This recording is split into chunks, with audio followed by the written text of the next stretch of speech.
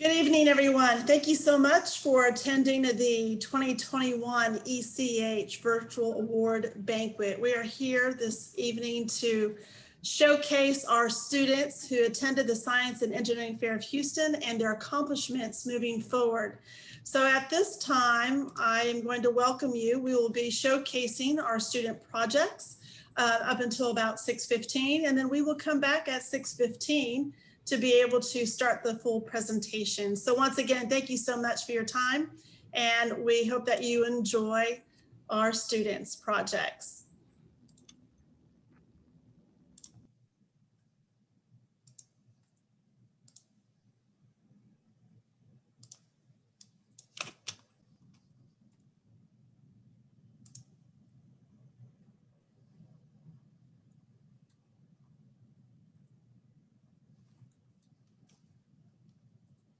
Hi, I'm Daniel Yamakov from the Woodlands, Texas in the United States. I developed StockSci, a stock prediction and analysis toolkit using non-parametric regression.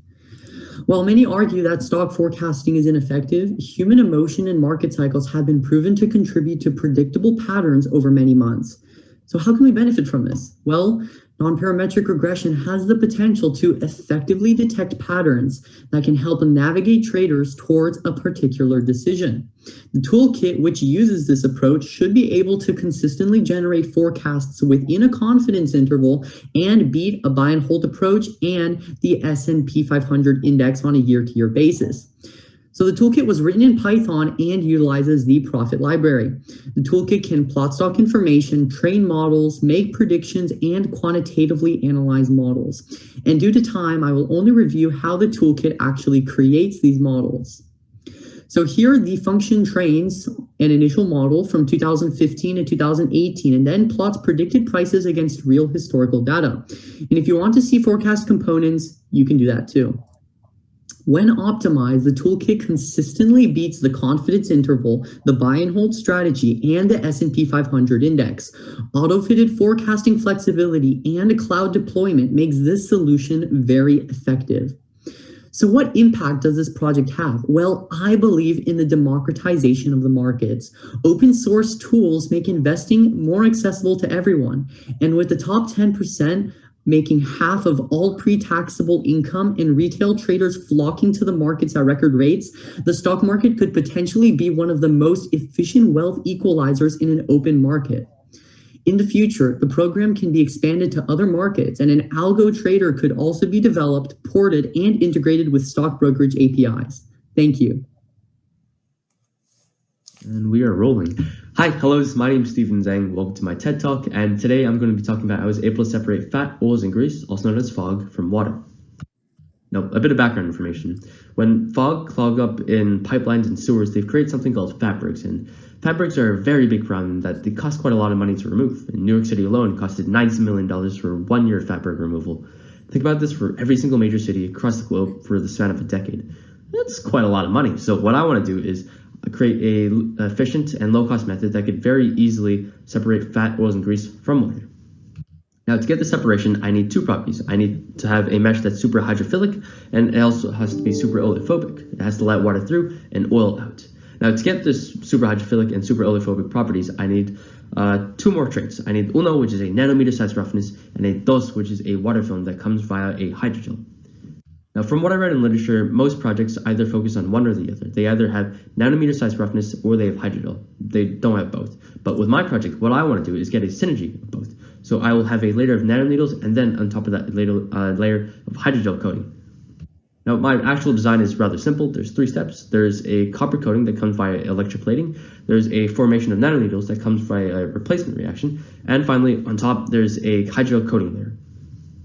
Now, as you can see by my results, with each layer, there has been an increase in oil rejection percentage, which is very good.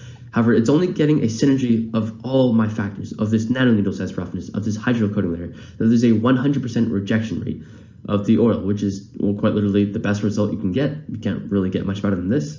So, in conclusion, by combining these two factors, I was able to create a convenience and low-cost method that can completely separate oil and water. Moreover, if you apply this to not just residential areas, but also industrial areas, because I live in Texas and fracking causes a lot of pollution, then there could be also a great economic and environmental impact. Cool. Ciao. Hello, my name is Cindy Shen. I'm from Houston, Texas, in the United States of America. In this project, I analyzed Pontedera cordata's ability to remediate copper from water, and it proved to be successful. Copper is commonly present in water in unhealthy amounts and can have devastating consequences on the environment. A true method to remove pollutants from an environment is phytoremediation, using live plants to decontaminate an environment's water of pollutants. Pontedera cordata is a plant that has shown great evidence of being capable in effective phytoremediation. My research question was, is Pontedera cordata effective in the phytoremediation of copper? If so, how effective? It was hypothesized that Pontedera cordata is effective in the phytoremediation of copper, and that it would be able to remove around 50% of the copper from the water unless it reaches an excessive amount. 6 Pontedera cordata were placed into buckets full of water. The A buckets had 0 ppm of copper, the B buckets had 1 ppm, and the C buckets had 2 ppm. Copper test strips were used to measure the amount of copper present in the water once a week, and the results were recorded. The results showed that Pontedera cordata is very effective in remediating water with copper concentrations of 1 and 2 ppm.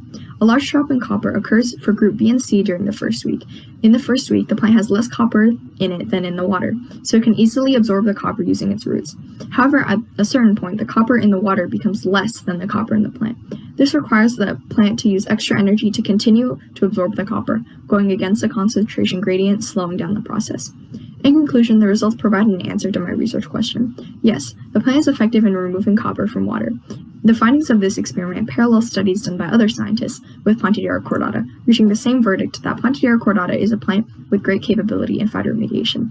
The method of phytoremediation can be cheaply and easily implemented into environments with high copper concentrations. It provides an effective alternative to other methods, which could result in negative side effects. Decreasing the copper levels to a healthy level will benefit the aquatic organisms, other plants, and the environment as a whole. Thank you for listening. Hello, I am Pranav Samani from the Woodlands College Park High School in Conroe, Texas. Anxiety. It's a feeling we've all felt before, but usually this feeling is controllable and we're able to resume our lives with a clear conscience. However, what happens when we can't control our anxiety and it begins to control us? This is what we call an anxiety disorder, and it affects over 284 million people worldwide. Despite affecting such a large number of people, diagnostic and intervention tools for anxiety disorders remain largely unaffordable, inaccessible, and stigmatized. To combat these issues, I created Auxiliary, a first-of-its-kind machine learning-based system that utilizes a wearable device to monitor ECG and EDA signals to detect real-time anxiety and track the progression and severity of anxiety disorders over an extended period of time. Upon the detection of an instance of anxiety, Auxiliary provides immediate intervention through the use of a conversational AI trained in cognitive behavioral therapy. These tracking and intervention components were integrated into a user-friendly mobile application. The machine learning models in Auxiliary are able to recognize real-time anxiety with a 93% accuracy and further categorize the severity of anxiety with a 78% accuracy, both of which are the highest known accuracies for detecting anxiety and classifying the severity of anxiety through the use of biosignals. These high accuracies allow Auxiliary to detect emerging anxiety disorders and provide accurate insight into user anxiety patterns, enabling healthcare professionals to develop more personalized and effective treatment. Thus, I believe Auxiliary has the potential to help millions of anxiety patients throughout the world. Thank you for your time, and I hope you have a great day. Hello, my name is Sohan Kuriki. I'm a high schooler at Harmony School of Advancement. My project is biopower. Hypothesis. If we can produce electricity based on temperature difference, then we can harvest bioelectrical energy, because human bodies give off a broad range of thermal energy based on age and activity. To start my project, I use a quantitative methodology to focus more on analyzing data. I then use the plan, do, check, and act method to conduct my experiment, review and declare my variables, measure my dependent variables, analyze my data, and evaluate my hypothesis. With my initial investigation through the Seebeck model, I knew I can convert thermal energy to electrical energy. Now I want to know if I can convert body heat to electrical energy and have biopower. Data analysis. An exerted body compared to a body at rest has an increased heart rate and temperature. From the bar graphs, we can clearly clarify the data to analyze the trends.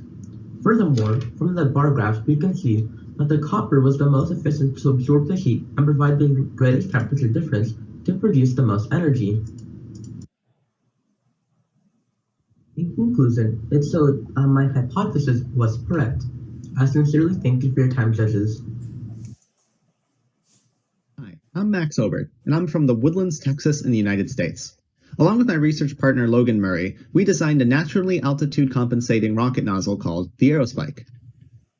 Most nozzles in the industry today are bell nozzles, which become inefficient outside of their designed altitudes, which is partly the reason why most rockets have 2 or more stages. Enter the Aerospike nozzle. First theorized in the 60s, the Aerospike is theoretically more efficient than the bell nozzle at most altitudes. Our project goal was to design and test an Aerospike nozzle. We designed an Aerospike nozzle based off of variables that affected design elements, like the expected thrust, chamber pressure, and the area ratio, just to name a few. We then took these variables to create a nozzle design and a CAD model to both 3D print and use in computational fluid dynamics testing, or CFD. In our CFD testing, we were able to recreate ideal thrust and prove a working model of the engine design. Our real-world testing with the 3D printed model and compressed air were cut short due to COVID knocking out one of the researchers on the project for a few weeks. But we were able to produce some thrust, although not as much as expected. We were able to deduct that in an ideal computational environment, the engine design produces thrust and behaves in vacuum as expected, adapting to the absence of atmosphere. However, our real-world testing did not return the thrust we were expecting, which is likely due to either insufficient chamber pressure by the compressed air or an issue with the data collection method and force plate. The promise of the Aerospike nozzle in an increasingly competitive commercial space environment is huge. SpaceX is recovering their first stage of their Falcon 9, but every flight they throw away around $15 million in the shape of the second stage. Additionally, a rocket engine that can traverse different atmospheric pressures on the same spacecraft would have potential interplanetary applications from launches to Earth to landing on Mars. The next big leap in rocket design is the Aerospike engine. The question isn't if it will be used, but when. Hello, my name is Zoe Yu, and I'm from the Woodlands, Texas, USA. I will be discussing my project on creating an automated differentiation method for the sorting of recyclable textiles. Textile waste is currently the second largest pollution source, but despite the rising volume of discarded textiles, roughly 15% of textiles are truly recycled. The reason for low recycling rates is due to inefficient textile sorting processes, as most textiles are sorted by human workers, which is a time-consuming and inefficient manual method.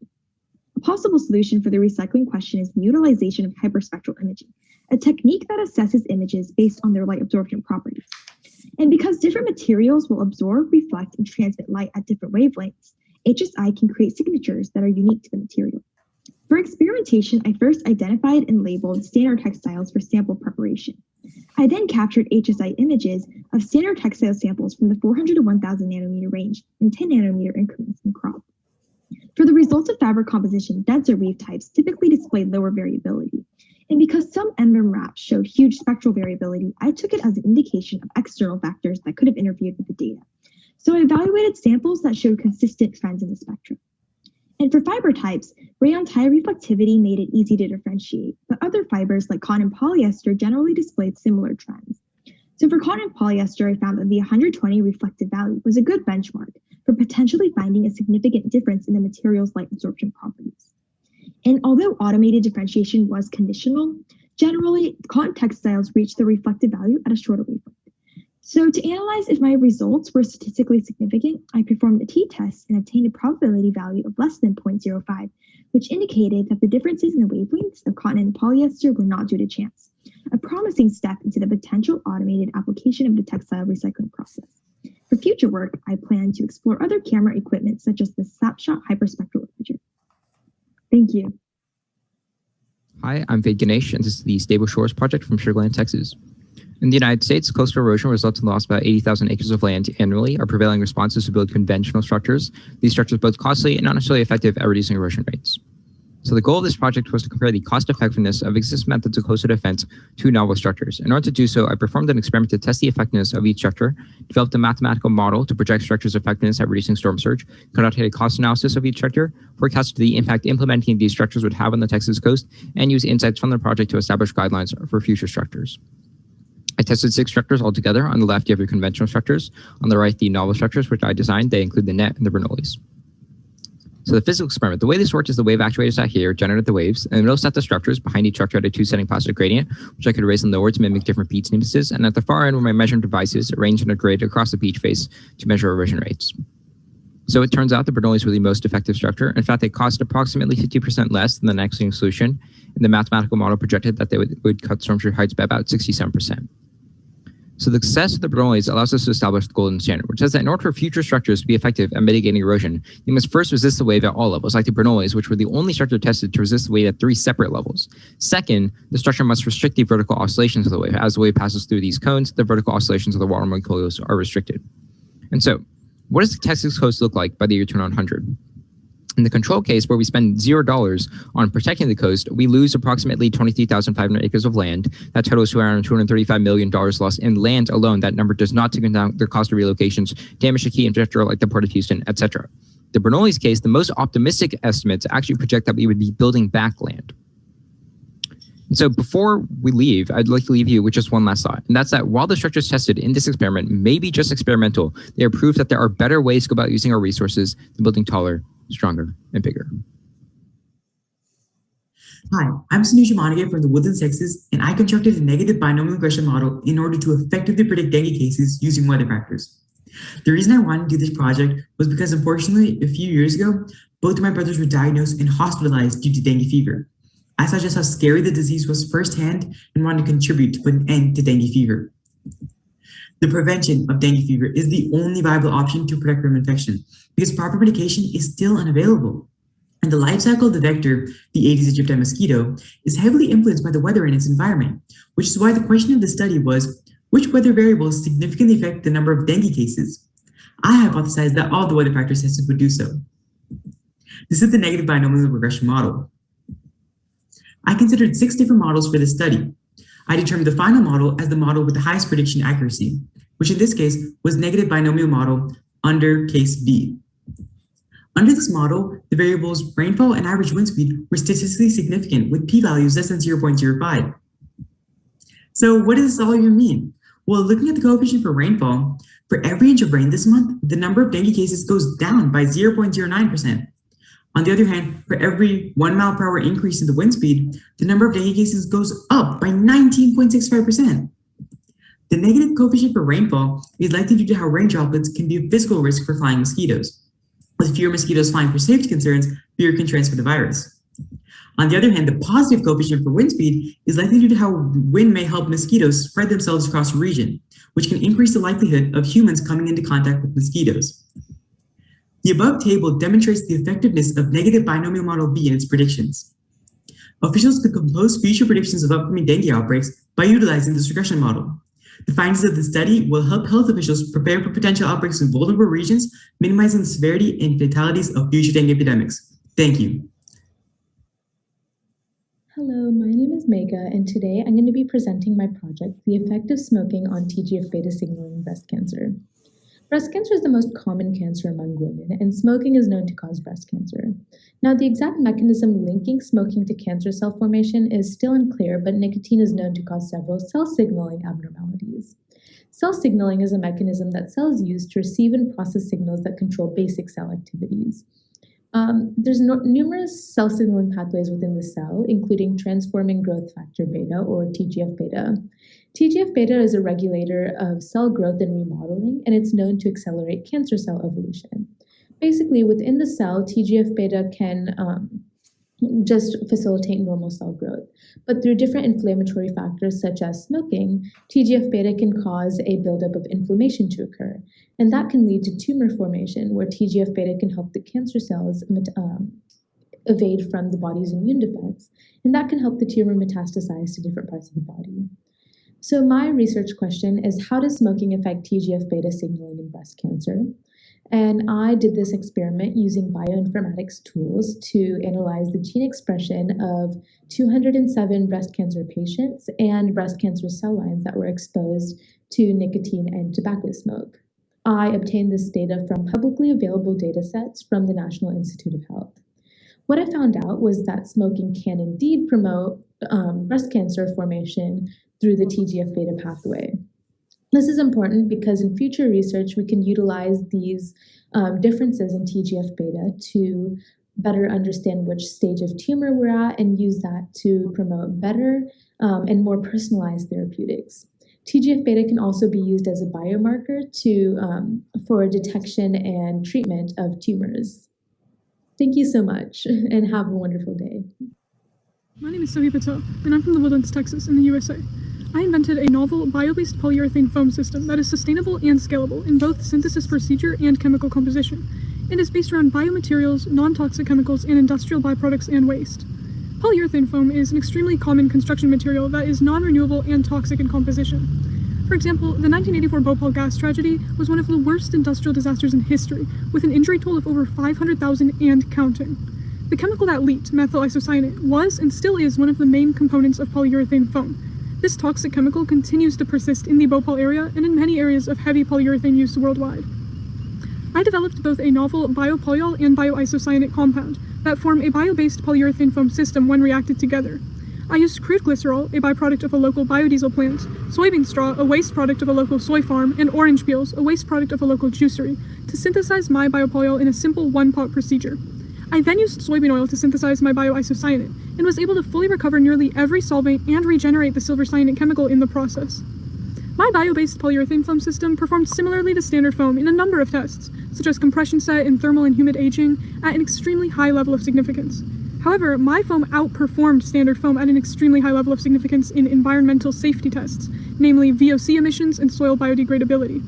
Thus, there is much reason to believe that this biofoam is not only a viable replacement to, but actually an improvement upon current polyurethane foam.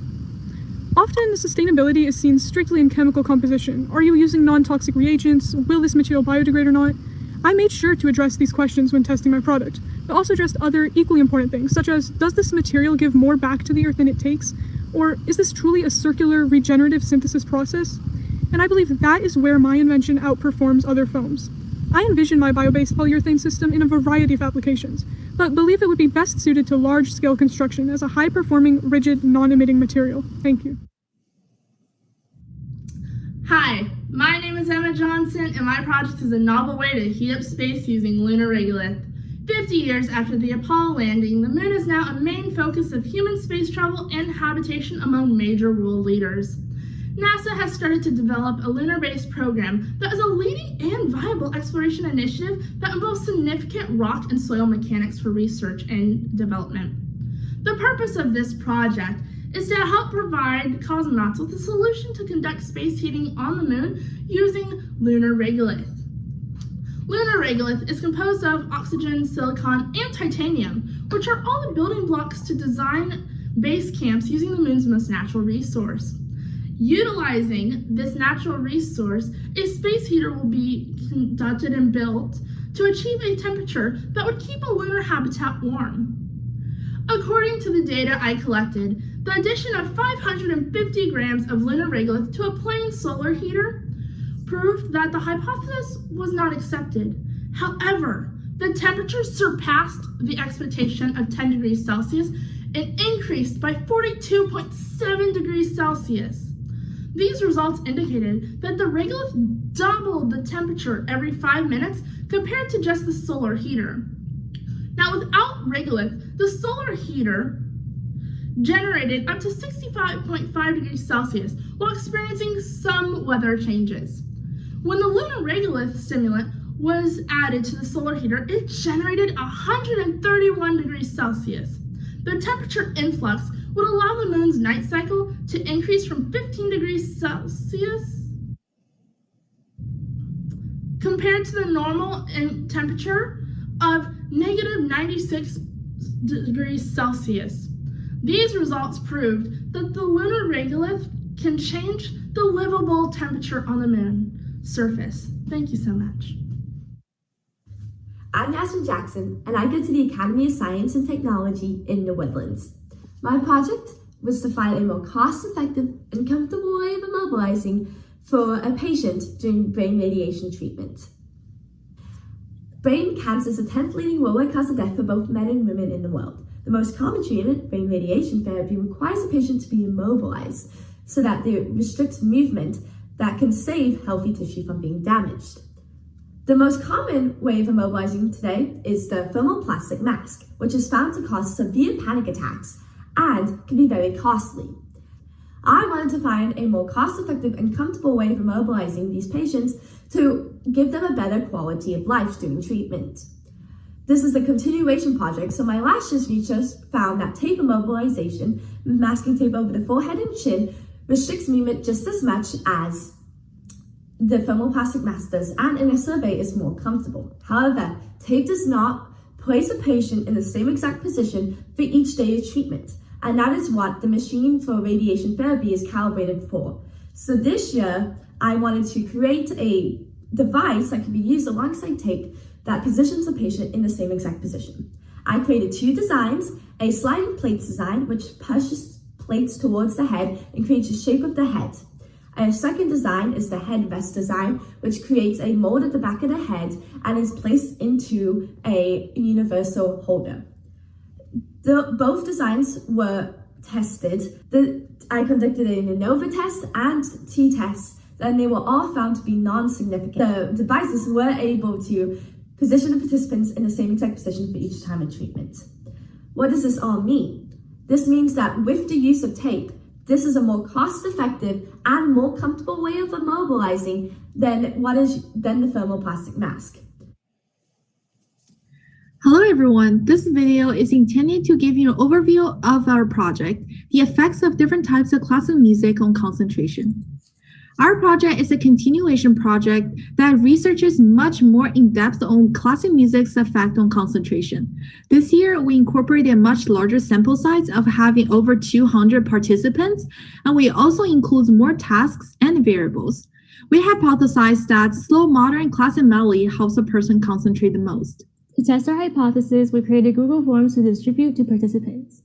First, we have a survey that collected basic demographic information. Section 1 is perceptual speed, Section 2 is numerical ability, and Section 3 is memory and numerical ability. We chose 6 different forms of classical songs, 3 fast songs and 3 slow songs for each form, and 36 songs in total. We used technology and utilized several technological applications in order to generate questions and gather data. We distributed the form through several platforms as well as family members and friends. These are charts and graphs that are drawn from our data, which overall it shows that slow songs that include multiple instruments will help with concentration the most, and all of these slow orchestra had the most positive impact upon the abilities of our participants. After we drew the conclusion, we ended up finding different research that supported our final conclusion. Our main application and motif is to help with homesteading and working during the COVID-19 pandemic.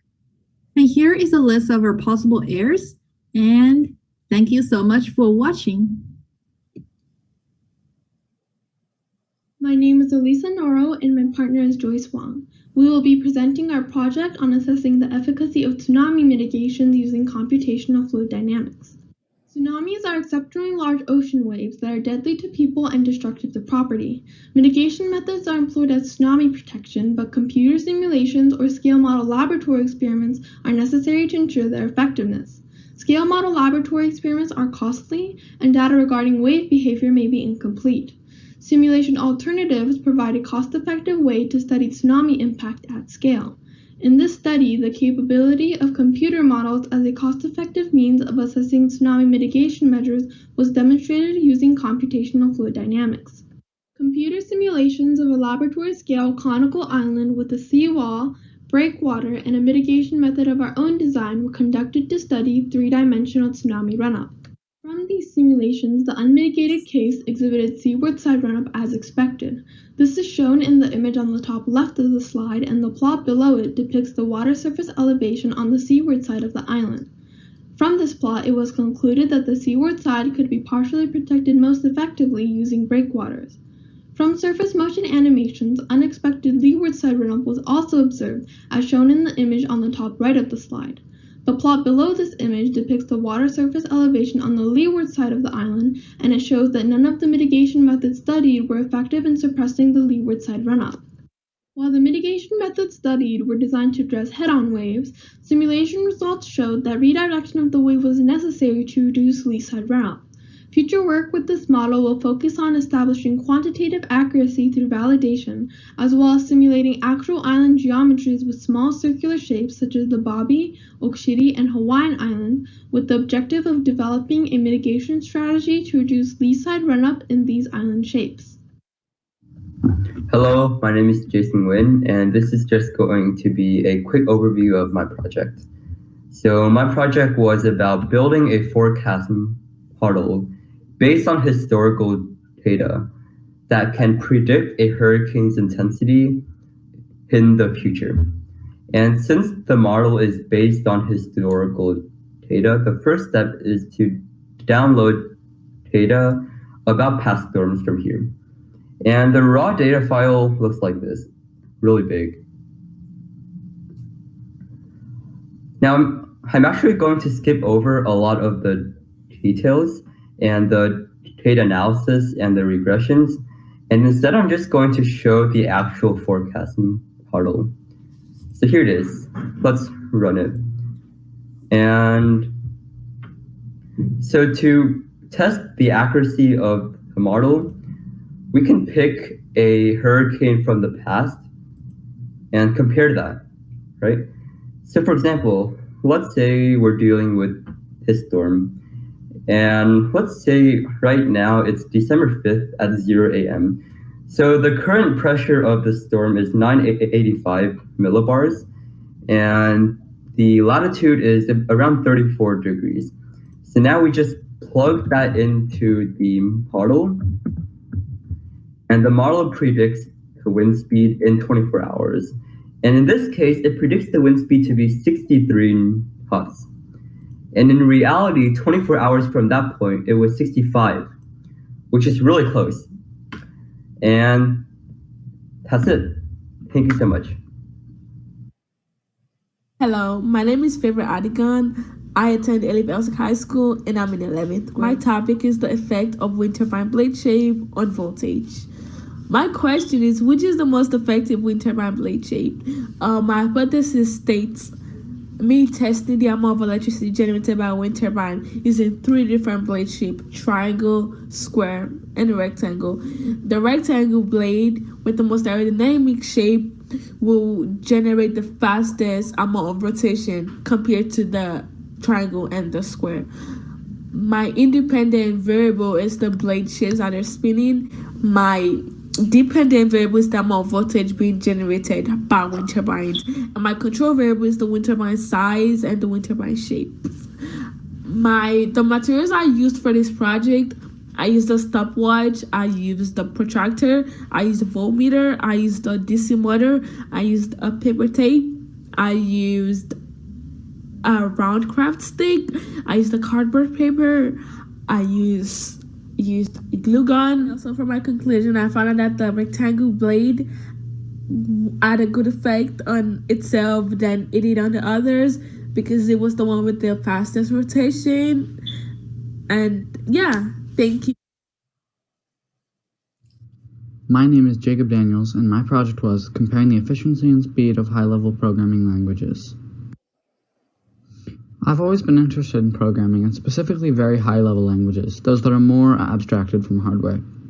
These languages tend to have lower performance than their low-level counterparts, so I decided to run tests to determine which high-level languages perform best to optimize performance within that category. Previous research was generally inadequate in that it tested only one algorithm or did not measure resource usage data. I chose the languages Python, Lua, Node, Dino, Ruby, PHP, and Java, as these are all popular technologies, new and old. I chose to analyze math compute performance by a matrix calculation, asynchronous and network performance via a set of asynchronous web requests, and testing local I/O performance by writing to the disk. Finally, I measured CPU and memory efficiency. All of the tests were written according to a standard set of pseudocode, an informal language that intends to represent the structure of a potential program. Timings would be obtained inside the program, and CPU and memory usage were measured using Process Hacker. The language software, computer, and Process Hacker are all that were needed. The first portion of the procedure involved translating the pseudocode into each of the languages. Then the programs were run 3 times, and the performance metrics were gathered from the console and Process Hacker. After I took data, I performed some analysis. I averaged all the trials together, found the standard deviation and error, and computed that the differences between the means of each set of trials were significant. Here are some images of me writing the code and the setup I used while coding. There's not much to show. Here are some conclusions I made. Both Dino and Node are used for full-stack web development, but Dino performed better and was more efficient in every way. Java had the highest performance overall, except when it came to writing locally to the disk. Lua is lightweight and has simple syntax, but had the second best performance in research usage overall. Finally, Python and Ruby are both similar in their desire for simplicity, but Ruby had better performance overall. Overall, I conclude that there are some large differences in the performance of languages. This data can be applied to hobby projects that need performance, but also still require the fast development times of high-level languages. In addition, it can be used to design computer-controlled infrastructure that can be run on less powerful hardware, reducing costs, while again maintaining that simplicity and fast development time. Hello, my name is Emmy Lee, and my research project this year was to develop highly porous materials for CO2 capture. Specifically, my approach was to coat a thin layer of MEA molecules onto the surfaces of highly porous inorganic material, and as a result, the modified materials dramatically increased CO2 absorption capacity and absorption rates by over 100%. I further designed some experiments to build a model and help me understand more in depth about what happened. The original solid surface was not homogeneous, and some areas were good for CO2 absorption, while some other areas were not.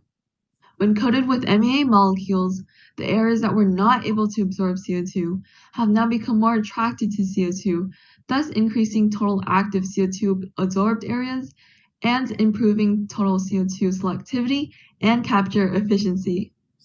With the more MEA used, the more active absorption regions result, and thus the CO2 absorption capacity increases. Thank you so much for the recognition of my science fair project. It is a great inspiration for me to continue to pursue my interests even further, and I'm looking forward to more exciting research opportunities ahead in the future. Hello, my name is David Vitulescu, and this year's project was a continuation of a previous year's project that worked with carbon nanotube paper batteries. Within this project, I wanted to build up upon my previous year's research when I used a liquid conductive coating of nanotube ink in the paper batteries, which ended up making the paper batteries erode and not work anymore. And this year, I decided that I would use dry carbon nanotube ink, because when it's dried, I assumed that it wouldn't corrode and it would still have the charge that it would hold for a while. In order to make these paper batteries, you would need a piece of foil, and you'd need to tape a copper wire inside of that foil. On top of that copper wire, you would place the piece of paper with the dried nanotube ink on it, and then place another copper wire inside of that for a positive and negative charge, and you'd close the battery up and test them for each batch, with each batch increasing with one brush stroke. I found out that the higher the batches went, the more charge that they would produce. The graph shown represents the way that the paper batteries improved in each batch and the way that their charge was larger. It also shows that within each batch, some paper batteries actually went down.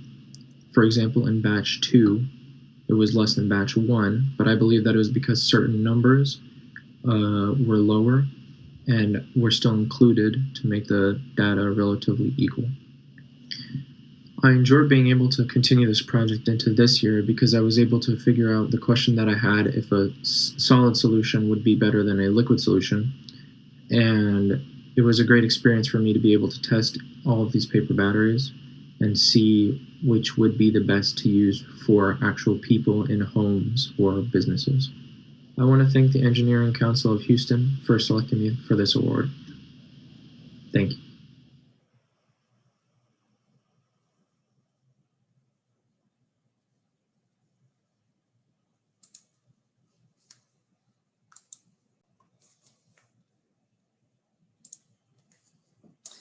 Wow, what a fantastic showcase of our excellent and brilliant students that have attended the Science and Engineering Fair of Houston. and have also been able to move on and earn the advancement to attend the Regeneron International Science Fair, as well as become a Houston Museum of Natural Science intern. So definitely want to applaud all of you and your efforts who are of attendance. We are just super excited about what your future holds and what your future research will be. By all means, we want to thank you so much. So what I'd like to do is we have to focus on the Regeneron ICEF students who are currently in attendance. I'd like to give you a little bit of information about what they've been able to succeed at Regeneron. And Regeneron, for those of you, is internationally wide, where our students compete on a global platform where actually this was the most attended particular type of competition, where they are competing for $5 million worth of monies and scholarships. So this is their Super Bowl by all means. And so we had the ability to send 13 students directly from the regional fair from Seth to the represent Houston and the surrounding areas of the 23 counties. And so the 2,000 students, we had actually 5 projects who won special awards. And we had 2 projects that actually placed at the Regeneron Science Fair. So, I mean, this is phenomenal, absolutely. This shows the capacity and the resilience and the tenacity, especially during a global pandemic, that our students are able to be successful at, by all means. So for those of you who are here, I'd like to be able to recognize you. And if you have your token of appreciation, I'd like for you to show that off a little bit too, if you could, for our Regeneron ISF students. I believe Zaiwei and Steven Zhang, are you here? Please turn on your videos, everyone. We'd like to see your smiling faces. There you are. Okay, fantastic. Excellent. Then we have Cindy Shea, are you there?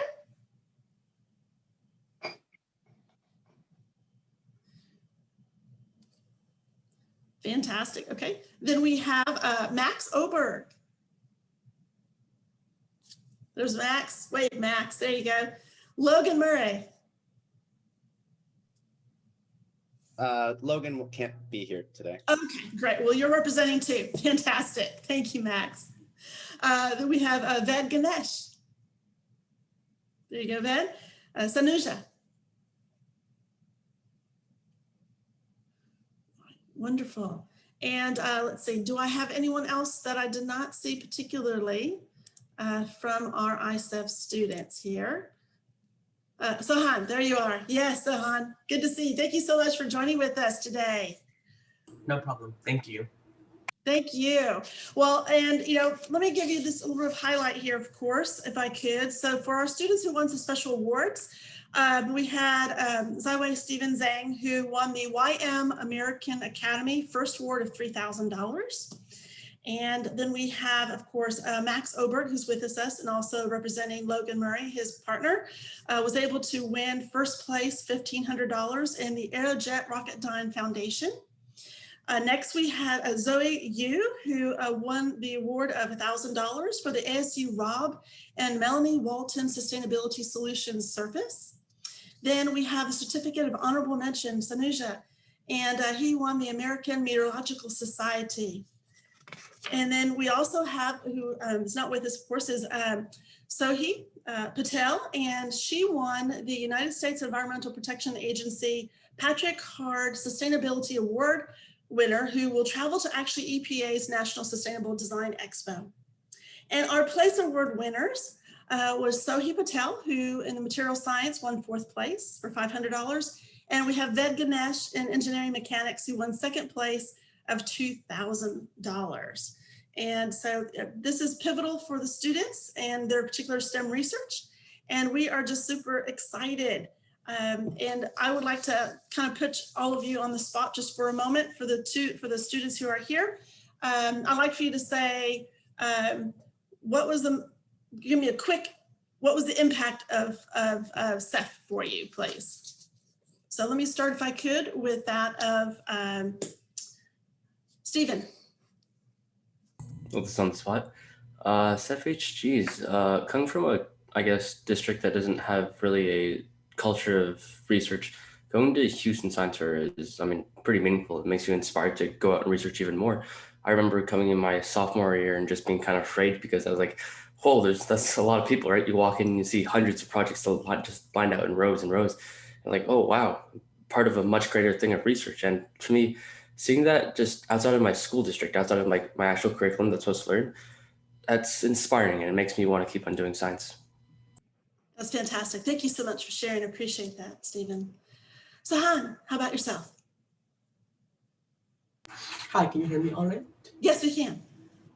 So for me, SEF was a big experience because coming from a school that doesn't have multiple science fairs, multiple competitions, it was a bigger step to compete on a full city level with all the other competitors. Actually winning was a very great pleasure and an experience for me. Fantastic. Well, we're so glad that you're able to participate with us. Thank you. Thank you. How about yourself? Well, I guess I have a very material example. My project was actually inspired by a conversation I had with a judge at a previous science fair, so it was pretty direct impact. Fantastic. Thank you. Max?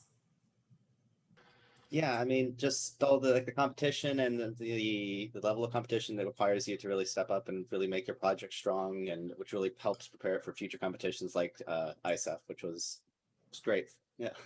Great, thank you. Hi, Ganesh, thank you for joining us. Would you like to say just a quick word of how SEF has impacted you?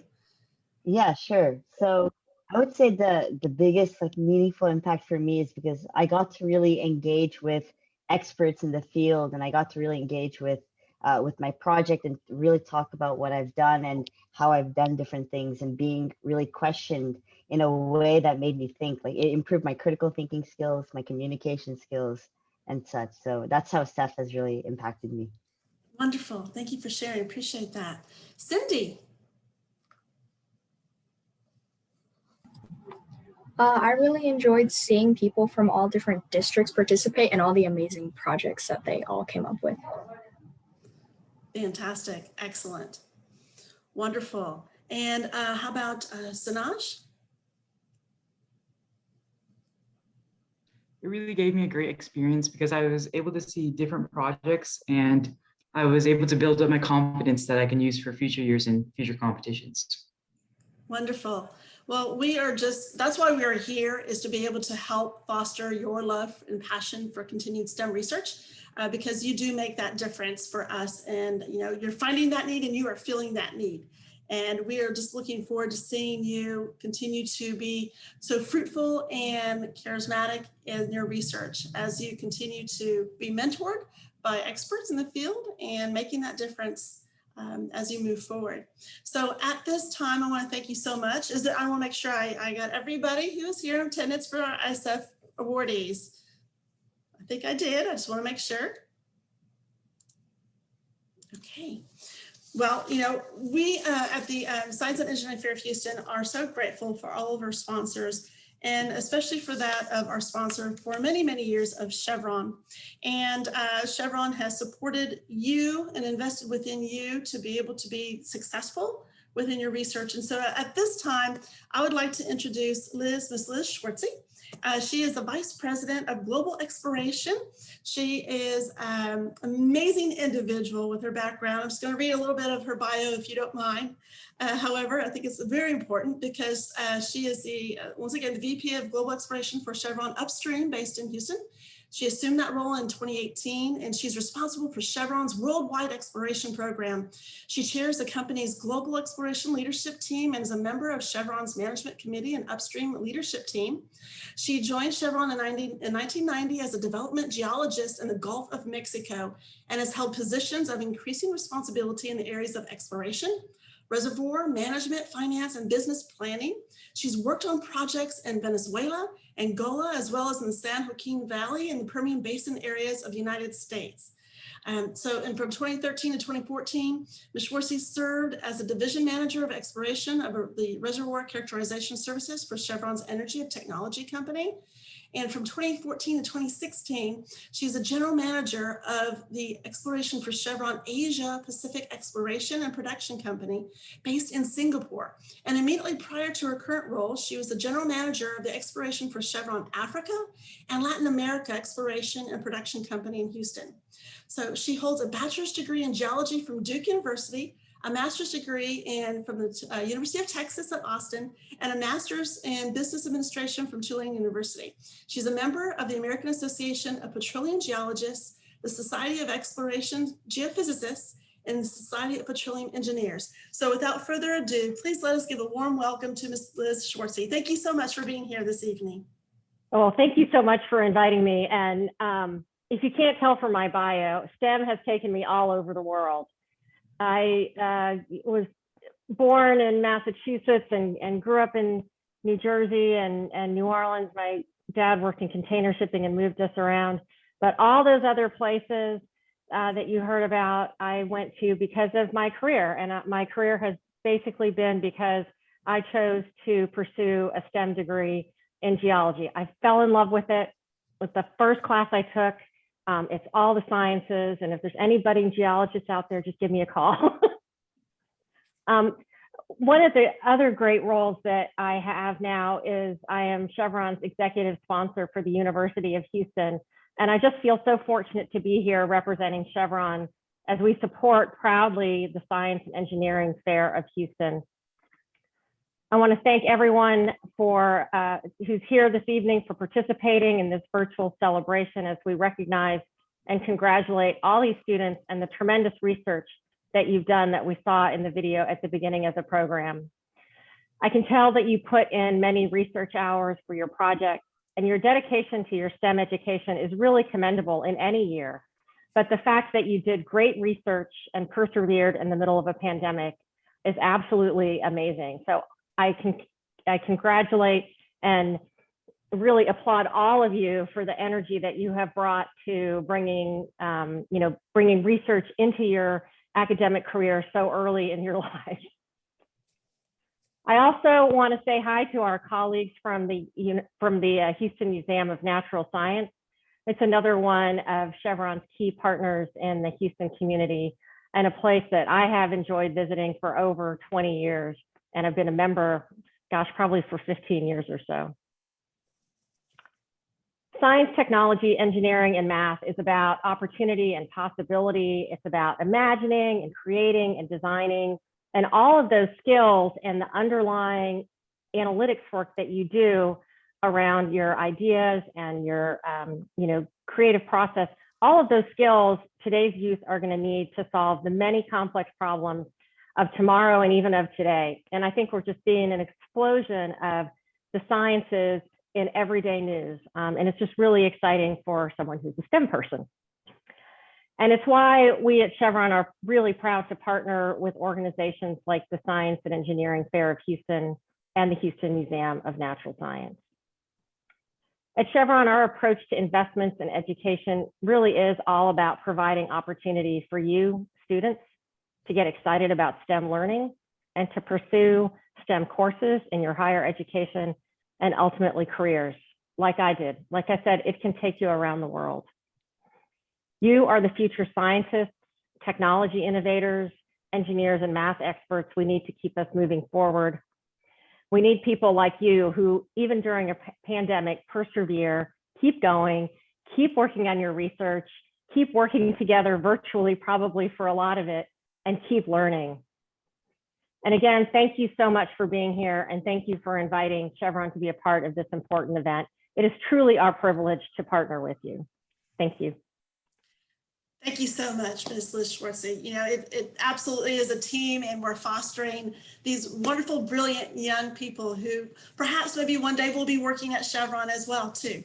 And so we are so excited to be able to have you participate and provide those words of inspiration, because that's what they need to hear from industry. And thank you. We appreciate working with you and partnering with you on this adventure we have.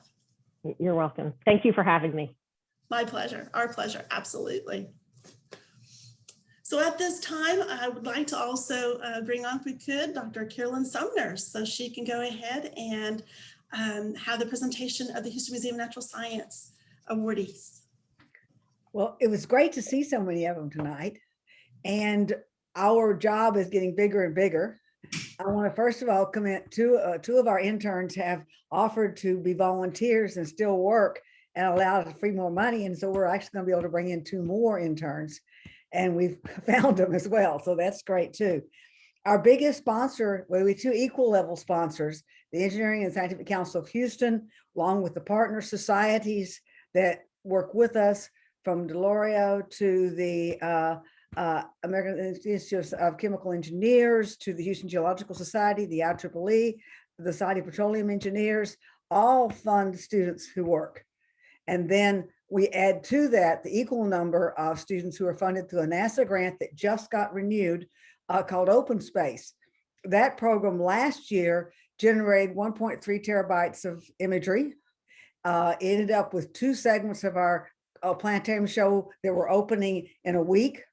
From the students actually created, they were the quality, they could be 8K over a full dome. So that was very exciting. We also created a whole bunch of visuals for a Mars exhibit, and everything we did, the interns just stepped up to the plate to produce things. They grew plants on Mars. We may try to see if we can grow some plants in lunar soil or lunar simulant or regolith this year. We have been signed up, kind of volunteered everybody. We are going to open up the whole lower level space hall with the interns' help so that people can come and visit it this summer. Although the museum is open, it's very tricky how we open different areas. And we're going to, the interns, all of themselves are going to land a whole bunch of people on Mars in our expedition center. We're looking at perhaps doing some special visualization that has to do with dinosaurs. And in general, we focus on things that immediately engage the public. So all of these kids who've done all this research become ambassadors for doing research, collecting data, making discoveries, and translating them to the people who come and visit us. They're a critical part of the connection, especially for the younger kids who fall in love with our interns. I think the interns fall in love with them too, to connect them to possible futures, not making them sound, the technical quality of these science fair projects is just incredible. But we also, for these interns, want to focus on how to make them feel like there's something that people can do, that kids can do, that can be part of their future as well. And so we're looking at the current events, looking at what's popular, looking at the Ingenuity helicopter, of course, on Mars, and figuring out the different things we can do to make all of this real to the people who visit the museum and to people who attend our planetarium programs. We're looking for a new project. Our current show is Are We Really Alone? And we built a warp drive, and the first design for our warp drive, which is based on research, was done by an intern 2 years ago, and we've been working on it ever since. We did flyovers looking for life signs on Mars, and we're going to now expand. And the current thought is, and the kids are going to be part of this, what is the next story we can tell? And we're looking at how rare, how special is life, how likely is life, does life exist in the universe, and more focused on, because of our grant and our ability to generate so much imagery, more focused on, is Earth special and how is Earth special? So I think the students will make a big difference in a program that may say, we're special in this universe, and are we really that special? Who knows? We're going to find out. So that gives you an idea of what the interns will be part of, and how much skill set they will leave us with, we hope, and how much they will contribute to the experience of our visitors, from the little ones to the big ones, at the Houston Museum of Natural Science this summer. Do I have any questions, I guess, about this before I pass the baton, so to speak? Carolyn, did you want to list all the students that are out there so we can recognize them? Well, you met Emily Lee. Sohi Patel is not here tonight, but is there. Eva Sharma is going to be an intern. You met Emma, one of the first ones we showed in our video. Alicia Norrell and Joyce Wang, you saw. Shivani Mudra, you did not see her project, but I think it's dramatic. You met David. David, I don't know how to pronounce your last name, but you met David. And Favor, it was great to see you in person. We'll look forward to you for the summer as well. Jenna Jackson, you just met. I call Mary,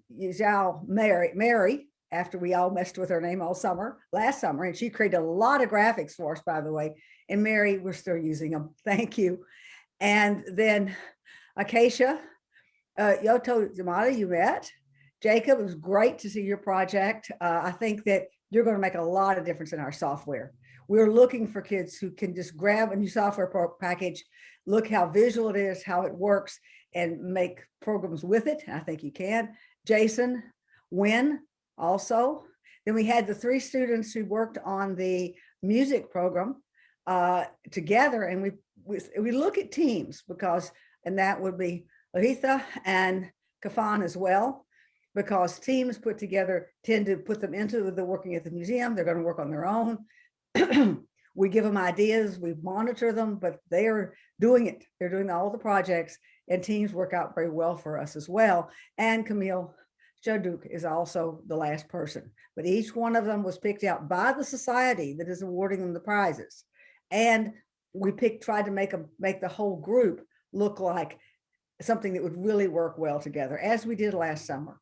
So they have a whole, if you imagine the planetarium, the whole area below it belongs to the interns, and they have to arrange what we do. We're even looking at doing some kind of new dinosaur programming that we may offer to the public. We're going to have like Shark Week, we're going to have Dinosaur Week, and we may do a unique contribution to that as well. So I've mentioned the interns. Abigail Hinman may also join us this summer, and we're looking at possibly the return of Emerald from last year, and maybe Daniel Jones for programming. So having the new money from NASA through American Museum of Natural History, having the wonderful support of all of the societies, gives us the opportunity to have interns and their projects make a huge difference in what happens at the museum this summer. Great, thank you. And I just wanted to introduce and honor the special awarding agency for this year. There, in addition to the place awards, in addition to the interns, there are special awarding agencies at the science fair. And this year, the award is in honor of the Diorio Foundation, which was founded by John and Donna Diorio. The foundation recognizes students at the science fair and has done this since about 2012 in both the junior high and high school level for their thinking outside the box. And just to kind of give you a little bit of background, John is a mechanical engineer with a passion for power, propulsion, energy, and innovation. So the outside the box thinking was an idea that he put together and started awarding students. And this year is his inaugural year to sponsor one of your interns at the museum. So I will let John kind of give us a little, talk a little, and I think he has a little short for us to share. Great.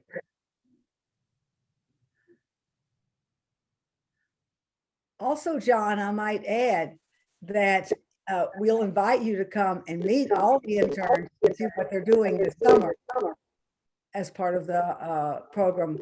You'll have a lunch tour, and they'll present to you how much they appreciate the contribution to their lives you've made. Okay, well, thank you for that. Donna and I we've been at the museum several times for many special events. So we know the museum well. Right. Okay. What did you want to know about me? I mean, there's a lot to say. I worked on many projects. Recently, I had an opportunity for the former Vice President Michael Pence to place the halo orbits in order. With the #1 halo orbit for our new gateway is the NRO, the near rectilinear orbit. based on the number of primary and secondary missions. So when you get to the point of my engineering evolution, you get to make a very big decision in your continuing career. And that is something to look forward to. I mean, you may see a project that's just student or high school projects, but some of our winners have gone on to be first place winners, and now they have patents for the projects they worked on. And so you can, again, that is another avenue of your continuing learning skills and project presentation. And when someone asked me one time, what are the 3 things I could do to be a first place winner, I told them, well, let's see now. You have to be competent, you have to be confident, and you have to have allure, like in the magazine. Only the project needs to have allure. And that seems to, of course, along with the research. They always talk about research, okay? So I would focus on that. So what else? Any questions?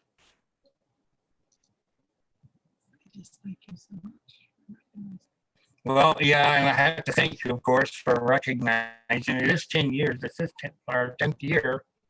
And right now, as we speak, we have one of our judges putting together a double newsletter of all the 2020 and 2021 winners that are judges selected. And I have 14 judges. I started out with just 3 back in 2012. And I have to tell you, it is as exciting and enjoyment for us as it is for those who win, of course, or just even arrive at the science and engineering fair, because you are the best of the best, as I understand it, or that's what I've been told anyway. And so that is a high acclimate, you know, to be the best of the best. And then you get a chance to go on to the state, to the national and the international. I believe this year was the Regeneron.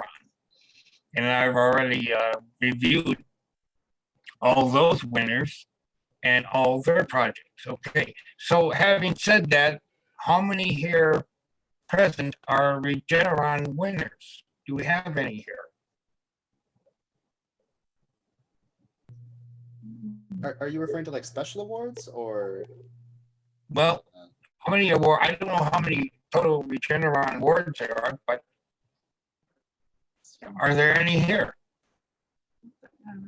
Or are they at the tournament? I don't know. Okay, who raised their hand? Yes, we do.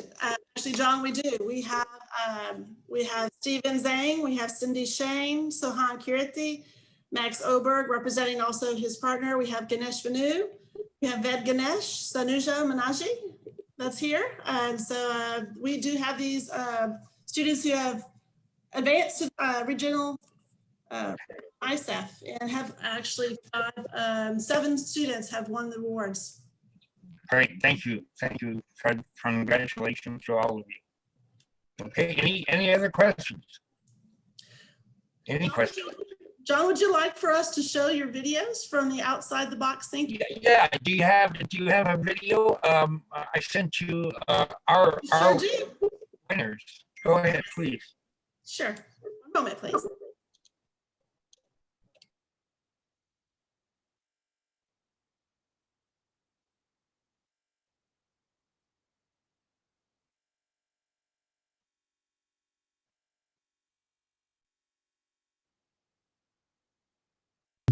And a device that could detect whether someone was wearing a face mask that utilizes machine learning. And I got the first place senior prize for the John DeLorean Foundation, and also the first place prize for the Science and Engineering Fair of Houston.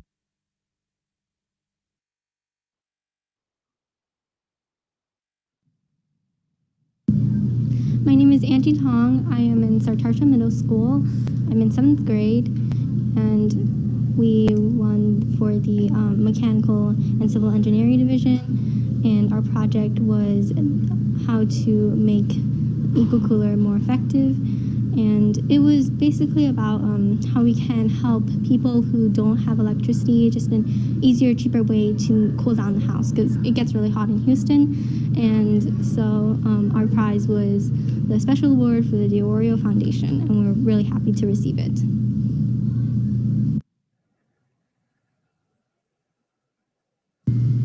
Hello, my name is Ashton Mehta. I go to the College Park High School Academy of Science and Technology. I was in the Biochemistry and Microbiology division this year, and I'm in the senior category. My project was essentially using machine learning to create new chemical structures for drugs targeting tuberculosis. I won 2nd place at the DeLorean Foundation Scholarship, and next year I'll be graduating and going to college.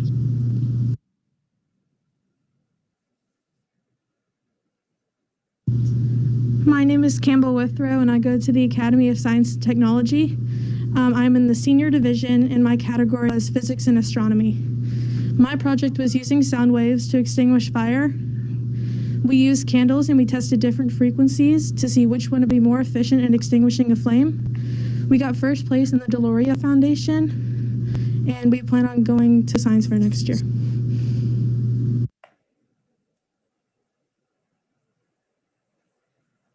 Hi, I'm Ishan Jolly, and I'm from the Creekside Park Junior High in the Medicine and Health category. My project was MediLinked, which is a smartphone application to increase medication adherence by creating an emotional connection. And I won the John DeLorean Foundation Award, and I'm 100% sure I will compete in SCFH. Hi, my name is Aditi Chopra from the Woodlands High School, and I'm incredibly grateful for having won the 3rd place Senior Individual DeLorean Award for this year for my project on investigating and characterizing the optimization in cancer cells through the use of nanoparticles, where I was essentially able to assess how incubating nanoparticles with cancer cells and then subsequently applying a magnetic field would induce the cell death of these cancer cells. Once again, I'm incredibly honored. Hello, my name is Justin Huang, and I go to McCullough Junior High School, and my division was junior high, and my category is computer science. My project was, is the greedy algorithm really a bad method for the traveling salesman problem? And the greedy algorithm is where you travel to the nearest point without any regard to its surroundings. And I got 3rd place in the DeLorean Foundation and 1st place in computer science.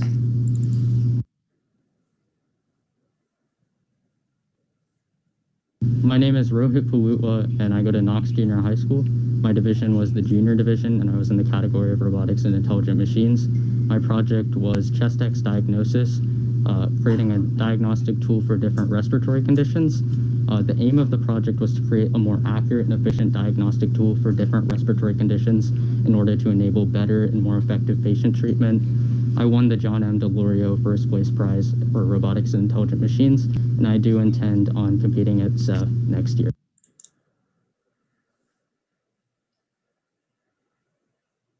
My name is Roshni Chiklewala. I go to Clear Creek High School.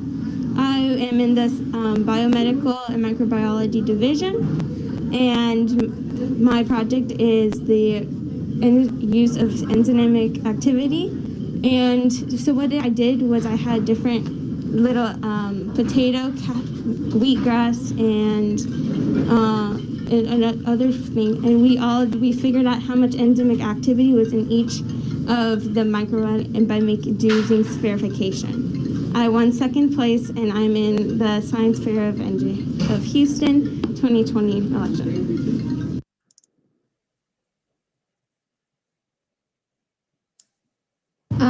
is Severa Karia. I go to Spring Branch Academic Institute. I was in the junior division and I did the health and medicine category. My project was the effect on beta-D glucans on cancer.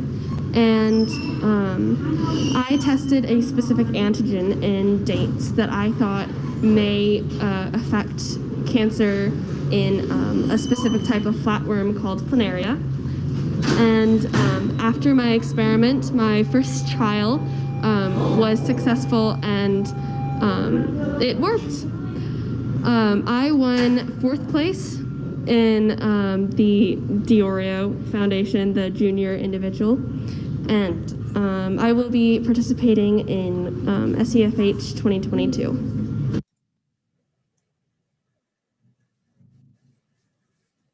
My name is Sarita Tipernini. I'm from Friendswood Junior High, and I'm in the junior category/division. And my project is called Deciphering Facial Expressions, Factors That Can Affect Motion Recognition.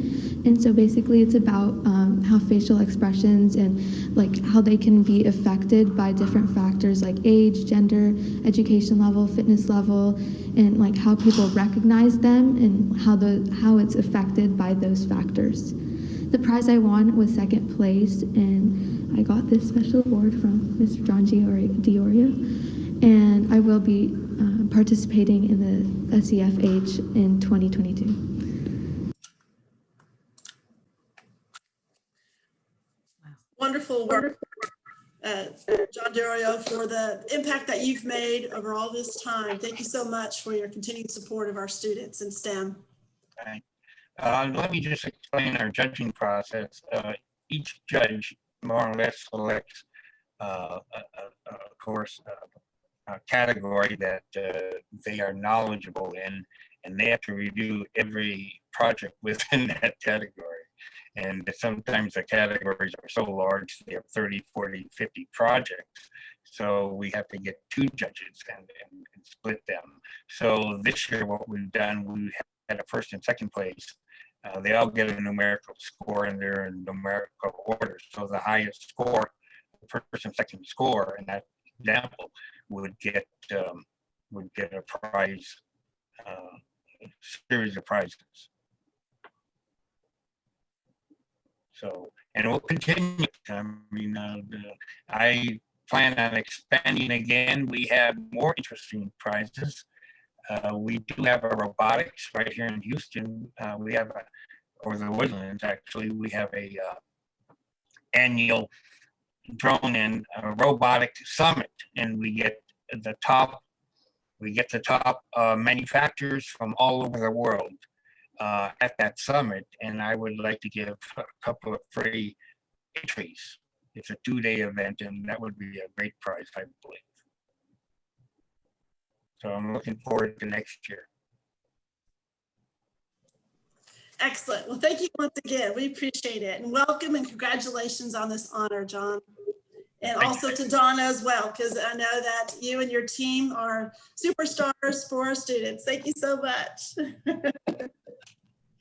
Thank you again. Well, so we've been able to hear from our corporate sponsor and also from our special awarding sponsors. And, you know, I would be remiss if we did not also definitely thank the parents, right? So if we have any parents that are online, we want to give you an applause and thank you for your support, especially during this year of being pandemic, because we know that your students, of course, have been home probably the majority of the time. So you probably have been hearing a lot of conversations in their rooms and brainstorming as well. So we are very supportive of you, and also for those students who actually are attending the school, both online as well as face-to-face, we would like to be able to give the accolades to our Teachers of the Year. And as our SEF Teachers of the Year, you work so hard and diligently in doing so. And you know, this is just an unprecedented time of having to teach, not only teach normally, but also teach on the line, but then to continue to inspire your students to be able to continue their STEM research overall. So at this time, I would like to be able to share my screen if I could. I know that we had 7 total Teachers of the Year this year, and we have 3 of them that have had the opportunity to be with us for this evening. And so we have our first teacher, and that is Miss Karen Staley from Settlement Middle School in Fort Bend ISD. And at this time, we would love to be able to have Ms. Karen be able to give a few words of inspiration to you, please.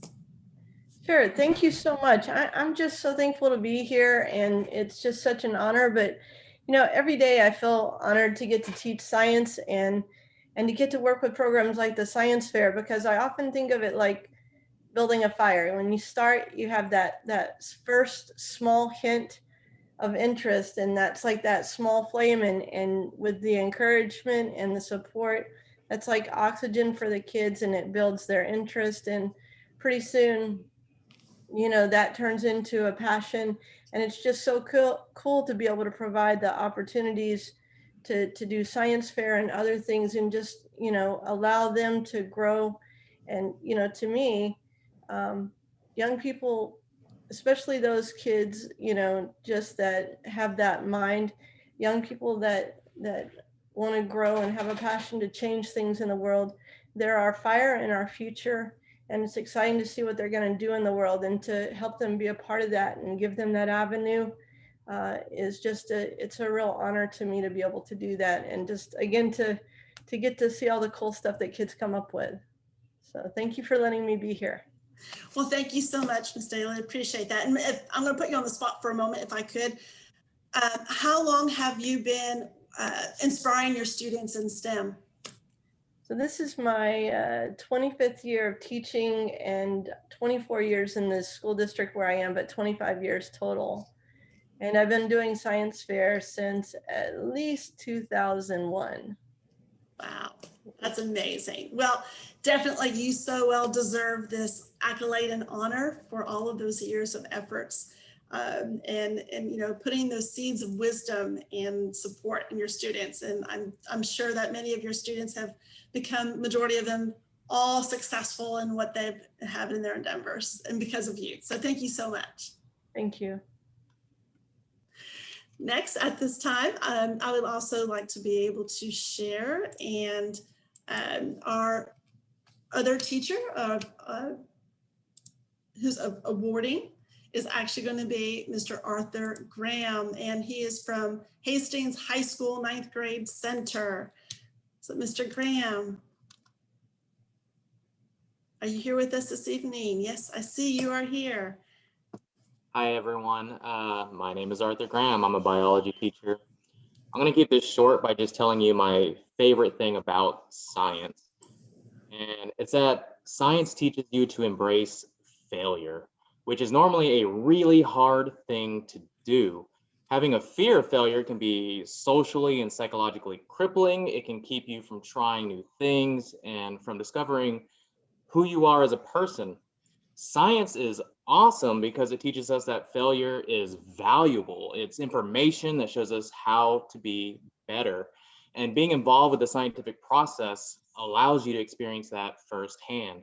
So whether you know it or not, you're walking away from this a better person.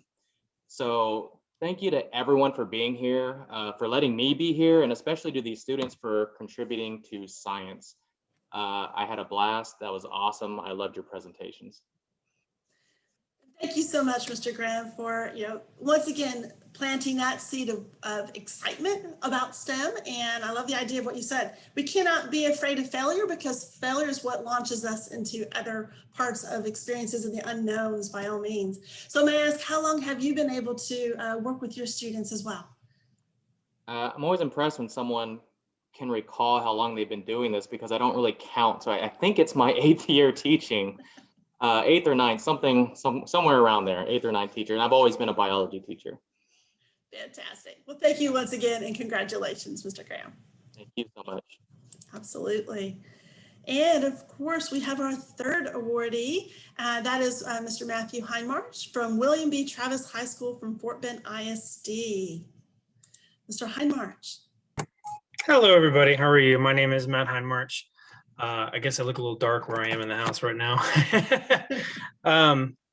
Yeah, so I just want to say thank you to everybody. And this has been a crazy year, and I really did not know what was going to happen this year and how hard my students and other students are going to push through this. But of course, we certainly did. So I'd like to congratulate you on pushing through and on your success.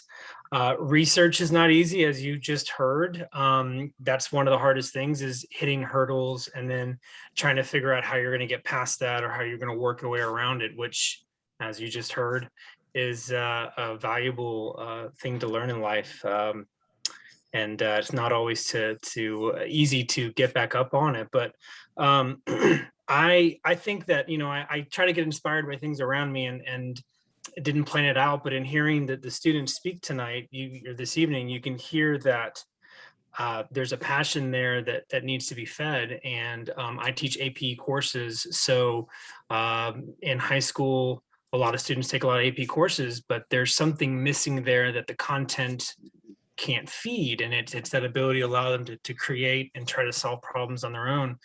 And that's one of the valuable things here that you all have discovered, is that there is an outlet for it, and you get nervous and you're not sure about it. And the course is kind of yours to design based on what you're involved in. So I think that's one of the valuable things about the course, or the class, or the science fair in general, and that you're allowed to follow your passion, and gives you some real life experiences and how to problem solve and figure things out. So I commend you on that. And I just would look forward to seeing what you all will develop, and how you'll end up in finding your way in the different possibilities, whether it be in, strictly science, engineering, and everything else. So again, happy to be here, and looking forward to what's next for you.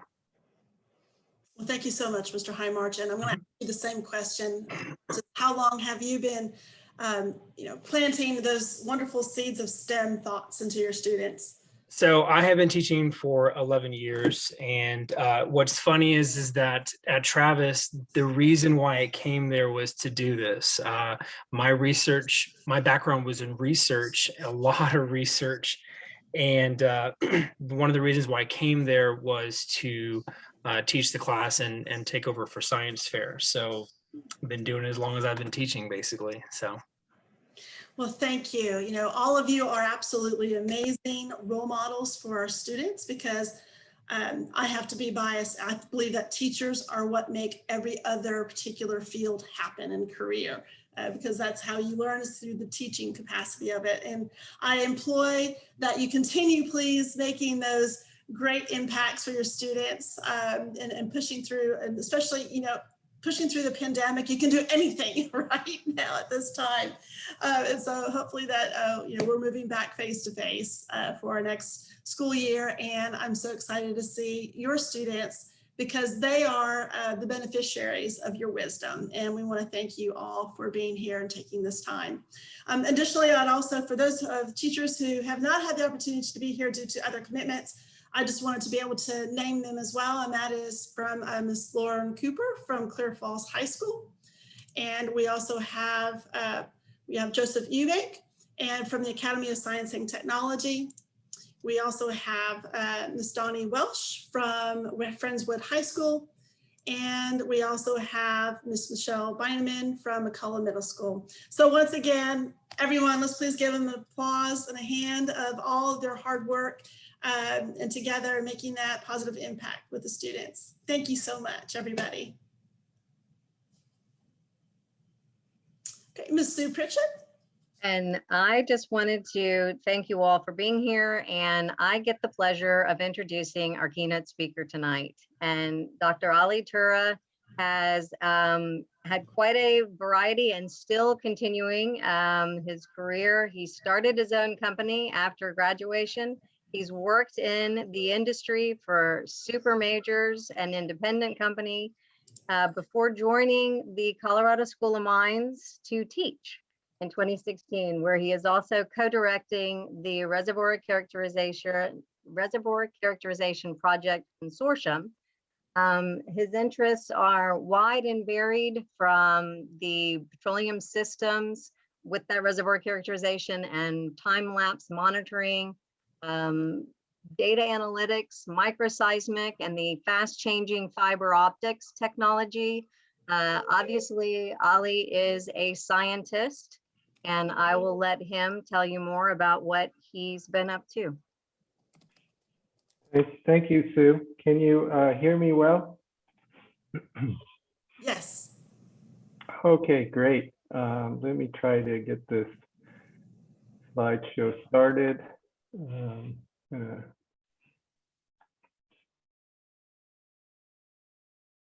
Okay. Okay, can you also see the PowerPoint? I imagine you can, but just wanted to check. Yes, that is confirmed. Thank you. Okay, great. Well, what a wonderful event. I just listened to all the work that's been done by these wonderful students there to look at different, I will call it research topics, and the progress they've made. It's just wonderful, you know, heartwarming to see all this great event. And I thank the organizers for volunteering and doing this. It takes time from them, and it's just great that everybody is participating and preparing the next generation for the future. Also, I want to thank Sue for inviting me to give this presentation. Maybe a personal note, I have 3 sons, and they all went through Memorial High School in Houston, and 2 of them are mechanical engineers and 1 is an economist. And I can see, watching you and your presentations, that you're going to be also doing wonderful things and be our future leaders, the next generation future leaders. So with that, I want to introduce myself a little bit. I'm a professor at Colorado School of Mines, and I kind of sit between your high schools and where you want to end up in an institution, a company, or your private enterprise, or the jobs that you want to do. So you will be going through most likely getting a bachelor's degree and maybe a master's degree, and maybe joining a great company like Chevron, or doing something else. So that's where I sit, and I do want to talk about mines at the end. So hopefully you'll be having some questions about, you know, what Colorado School of Mines is and what we do. And also, you're welcome to contact me with any questions in your career decisions, or if you have any thing on your mind, so want to get some input from an experienced person. I'm here for you. You can find my email online pretty easily just by typing my name, and you're welcome to contact me, and we can have more discussions. I'm happy to help you.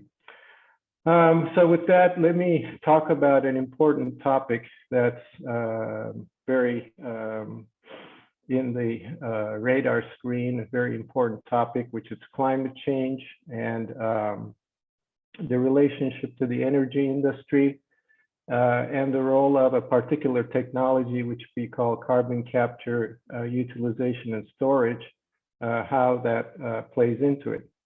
So whenever we want to do some kind of research on a topic, one of the first things we want to do is we want to understand the big picture. So I want to share this big picture with you. I want to talk about what's been happening to mankind in the last 100 years and what are the consequences of that. On the left, you see inflation adjusted gross domestic product per capita. And even though you may not be very aware of these words, basically it shows the progress of mankind on the left.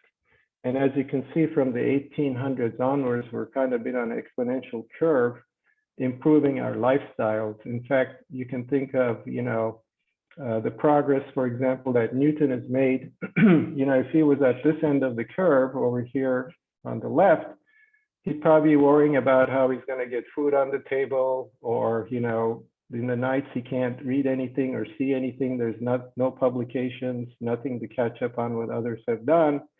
And this growth in gross domestic product has enabled us to not worry about those things and worry about other things like the motions of planets. So we've experienced some amazing growth on planet Earth.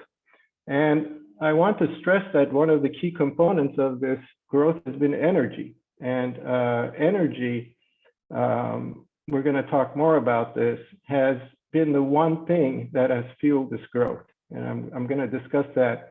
And that's why this is such an important area for research and understanding how energy works and how it can help humanity down the road. On the right side, you see world population growth from the 1800s. And you can see a large increase in world population. And this has brought some challenges. And we're dealing with these challenges, and the next generations are going to be dealing with these challenges as well. For example, how do we balance human activity on planet Earth? If we have so many people on the planet, we're going to be having things to deal with in terms of resources and other important things. And then the other thing that we just talked about a little earlier actually is, you know, we're progressing to a multi-planet society. And this may take some time, but this is certainly happening. And it's maybe analogous to, you know, discovery of the Americas from Europe. You go there with not necessarily knowing what you're doing, just to explore, and then things go from there. So these two things are really important. And the one thing I did want to do to get you engaged in this discussion is for you to think about what are the key issues that need to happen to balance human activity on planet Earth. We're obviously going to talk about the climate, but I would like if you could type in the, you know, think about it and type in the comments about what you think are the biggest problems, because later on in your careers, you're probably going to want to work on these. It's important that you think about them to guide what you want to do in the future.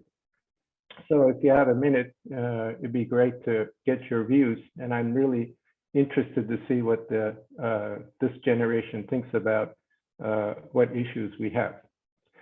So let's talk about climate change. Well, one thing we know is that climate is a top agenda item. And President Biden has significantly stressed this since coming to office. And it is on the top of the agenda, and it is causing some changes in the energy industry. And we're going to talk about these changes, and we're going to talk about what's a win-win proposition as well. Because, you know, as scientists and as researchers, you should also be thinking about win-win solutions in the work that you're doing. So let's talk about the issue first. The issue is basically there's too many CO2 molecules in the atmosphere that are re-radiating infrared rays, preventing Earth to cool down. It's actually not a too complex problem. It's pretty easy to understand. On the left, you see in thousands of years, the CO2 concentration in the atmosphere. And as a natural result of the human growth, we have been releasing CO2 into the atmosphere. And that's how we generate the energy we talked about earlier that has caused this increase in gross domestic products that have made our lives so much better. Because when you go home, you can flip the switch and get electricity. When you want to go to your, say, soccer games, you can jump in the car and go there.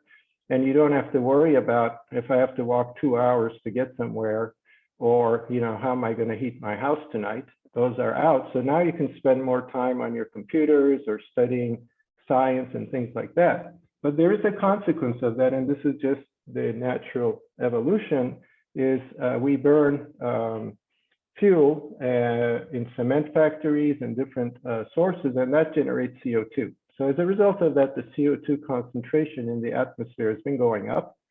And this is the issue that's being discussed. And, you know, sometimes it's nice to find linear relationships between one thing and another. It's usually very rare. Things are mostly nonlinear, but sometimes you see linear relationships. And it turns out that over time, we know that if we release more CO2 into the atmosphere, we almost have a linear increase in global temperatures. Now, this may change, you know, in the future, as if we release more CO2, this curve may change, but right now it's almost linear, which is nice because even if you want to terraform a planet in the future, yeah, you can tell by releasing a certain amount of CO2 how much you can change the temperature on that planet, including planet Earth. Another thing that's important is that CO2 is a greenhouse gas, but when CO2 is released and the heat goes up, as you saw on the right-hand side, that also causes water vapor, and that also increases the temperatures. So this is the issue that we're interested in. Originally, the consequences of them have been, I would call it medium. We know that ice sheets have been thawing due to the temperature increase, but this hasn't directly impacted our lives. It's just an observation we've had, and very minimal scientific interest has looked at this. But the general population has not been impacted by this.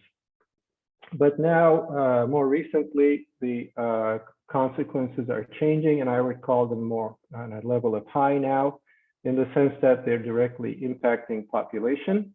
So we see heat waves, fires, and large storms. I think you're all aware of these in the Gulf of Mexico, probably the worst fires in Colorado, California as well. So as the temperature of the Earth increases, we are getting different behaviors. And actually, these have been predicted by the EPA. If you look at some of the EPA publications, if you do modeling of these with climate software, you can actually predict as you change the temperature, you know, these kind of events happening more frequently. And we also see it in terms of cyclone activity with the sea temperatures increasing. And also, like I said earlier, fires and of course, fire-related air quality. And the bottom line of this is that the CO2 emissions has basically caused these events to, or made these events more active. And when you look at, you know, what's the release of CO2 around the globe, basically you see that, like we said, as the Industrial Revolution happened and our GDP grew in US and Europe, because we use energy, we had more release. But more recently, in fact, in the US and Europe, the CO2 release has been decreasing. And as you saw with the population growth in China and India, you know, they're using more energy. So their CO2 release has been going up. So in fact, any solution that we found in the United States, probably other countries will going to be implementing and benefiting as much as we are, perhaps even more. So let's take a hypothetical situation and do a little math problem. And the question is around how far can we go? So in this plot on the left, you see sea surface temperature change, and on the right, you see the CO2 emissions. And as we said, this is almost a linear line. And the question we're going to ask ourselves is, how long do I want it to take to get, say, a 2-degree centigrade rise in global temperatures? So what I'm going to do is I'm going to go to 2 degrees centigrade over here. I'm going to drop down to carbon emissions. And I know that if we assume the trend is linear, that equates to 300 gigatons of CO2. So the question then becomes, how much time do I want to take to emit a net carbon increase of 3,700 gigatons of CO2? because that determines what actions we should be taking globally. And if we do nothing, that's going to be approximately 2038. And an important thing to point here, as you've probably seen in your research, is that even though 2 degrees centigrade doesn't sound like a big number, it's important to note that during the last glacial maximum, the global temperatures were 6 degrees centigrade cooler versus 20th century average. So at 6 degree cooler, you can actually be in a very cold planet Earth. So 2 degrees centigrade globally is actually a pretty significant number to be aware of. So now let's try to break this problem down into the different components. So if we look at greenhouse gas emissions by sector, on the left, you see the different sectors and the percentage of greenhouse gas emissions globally. And you can see the transportation sector, the manufacturing sector, agriculture is actually one of the biggest ones. And then electricity generation, which we said when we flip our switches at home. And then there's some buildings and other sources. The 3 areas we can address with carbon capture, utilization, and storage, basically taking the carbon and putting it in the ground, are electricity generation, transportation, and manufacturing sectors, which is a big chunk of the pie. And on the right, you see, which sector is using what kind of fuel. So if we're talking about electric power sector, we're mostly talking about coal, burning coal, or natural gas. And if we're talking about the transportation sector, we're mostly talking about gasoline, diesel fuel, jet fuel, those kind of things as the greenhouse gas emissions. So let's look at the historic change of energy used in the USA. And we already discussed that this energy use is what's fueled the growth of the gross domestic product and the current state we're in terms of how successful we've been at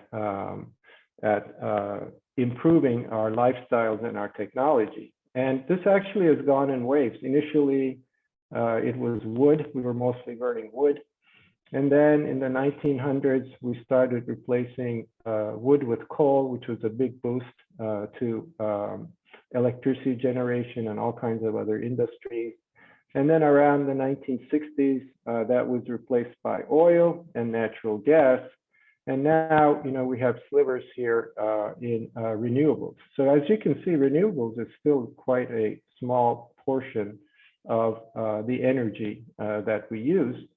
And the question that we want to pose is, what are the forces of change? Why would we change from wood to coal, coal to oil, and to oil in the future to more renewables? So there's 2 forces of change. One is public opinion, as we talked about earlier, and public opinion has impact on policy. So it's important to understand, again, when you're working on a problem, what are the elements that are making that problem important? And, when you have public opinion change, the politicians and the governors are going to respond, and that's going to cause a change in policy. So in Europe, there's now what is called the European Green Deal. And as you can see, that's imposing restrictions on the industry. For example, in energy, decarbonize the energy sector, and in mobility, roll out cleaner, cheaper, and healthier forms of private and public transport. So all the companies have to adhere to these changes. The other thing that seems to be working is the effect of what we call cap and trade. And cap and trade basically means that if you're producing CO2, you're going to have a cap on it. And if you want to produce more, you have to trade it with someone that's producing less. And this has been implemented in California. And you can see here the historic compliance target and the reported target. And as we go in time, the amount that's allowed, the cap is basically going down, which means there's going to be less CO2 released. And if you are in the trading of CO2, the price, of course, is going to go higher. So you're going to be motivated to do projects related to capturing the CO2 or not generating it. And this has been working pretty well. And also on the northeast coast of the USA, 11 states are doing this as well. And this is a second impact of policy, another way to mandate this kind of behavior. The second thing that's really important is the price or technology, things that you've been working on.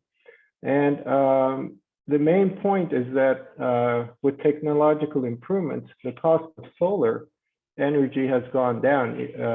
In the 2010s, solar was much, much more expensive than any other source of energy like coal, gas, nuclear, wind. But now it's much cheaper than, for example, nuclear and coal. Now, this is only, doesn't include, you know, how you generate solar at night, for example. If you're going to do that, you're going to have large battery factories and store the solar energy, which would increase these costs. But during the day, when the sun is available, the cost has become much more competitive with these some of these other energy sources, and that's what's one of the things that is changing the energy generation. So now let's talk a little bit about the future. This is BP Energy Outlook report. And basically, BP has said that there can potentially be 3 scenarios that they've analyzed in the future. One is business as usual, and we can almost guarantee that that's not going to be happening. Then there could be a rapid decline of CO2 emissions or a net zero, and these are on different curves. But for me, the more interesting thing is the plot on the right. How do we get there? So this is 2018, this is 2050. And if we just take a look at the rapid case for now and look at the different sources of energy, you can see that renewables are going to be increasing substantially. Coal is going to be reducing substantially. And then you have natural gas, which is going to be actually increasing, and it's because it's a cleaner source of energy. And then oil is going to be still significant, but reduced. Now, the question is, given all this information, what are companies doing? And almost every company, energy company, has a strategy. You can see this pretty substantial table, extensive substantial table. I do want to just summarize this in 2 strategies. And the 2 strategies is to reduce carbon intensity, and the second one is to expand into clean energy. And our thought is that we can do a lot on this topic of reduced carbon intensity by capturing it and sequestering it and continue burning different kinds of carbon. And at that point, it would be clean energy. So if we look at the International Energy Agency report that recently came out, basically they say that CCUS is the only group of technologies that contributes both to reducing emissions in key sectors and removing CO2 emissions that cannot be avoided. So this is very important because we can do a lot simply by capturing the CO2 and sequestering it in the ground. There's also tax credits for this. They're called 45Q in the US, and Canada has their system and Europe has their system, but you can actually get credits for sequestering CO2. And this area is in a growth mode. There's a lot of growth in this area in terms of projects that are starting. So in the future, if this is a topic you're interested in, there's going to be a lot of things coming out in this area, and many universities are starting programs in carbon. So what is CCUS? It took a while to get here, but I hope you understand. CCUS is about, you know, when you're burning coal, for example, releasing it into the atmosphere. You capture, instead of releasing it into the atmosphere, you capture the CO2, you transport it by a pipeline, and then you put it in the ground. sequestration, and you can put it in different locations like coal beds or salt beds or saline aquifers, or use it for enhanced oil recovery. This is how the IEA sees the future happening. On the right, you see 2020, there's a carbon released into the atmosphere. And then over time to 2030 to 2050 to 2070, there's a lot less released and a lot of carbon is captured and basically sequestered into the subsurface. And this is what I mean by a win-win situation, is that you can have your energy and you can get rid of CO2 release into the atmosphere. And the result of this is that there's a lot of projects starting in this area. These are the different industries that are using carbon capture technology and sequestering it in the subsurface. So, like any good research study, one thing you do want to do is study the economics of what you're trying to do. So in our project, we wanted to look at cost and what is the optimal thing to do in this area. So like I said earlier, CO2 has three components. There's a capture component at the facility, and then you want to transport it. So this is CO2 being transported in a pipeline under pressure. And then the next one is you want to store it. And if you look at the costs of capture and storage, what you realize is that the most expensive part by far is building the facility at the coal plant or wherever CO2 is being generated to capture it. And I saw some research that some of you folks were doing on, how do we improve CO2 capture? So this is going to be really important. If you can invent a new way, liquid or solid way to capture CO2 that's cheaper at a refinery or at a coal plant, then you can bring this cost down, and suddenly this becomes very worthwhile doing. So next thing we should look at is what is the net effect? So if we include these tax credits that I talked about earlier, and if we include revenues, for example, if we're using the CO2 to get enhanced oil recovery, then you're going to be making profits from the sale of the enhanced oil as well.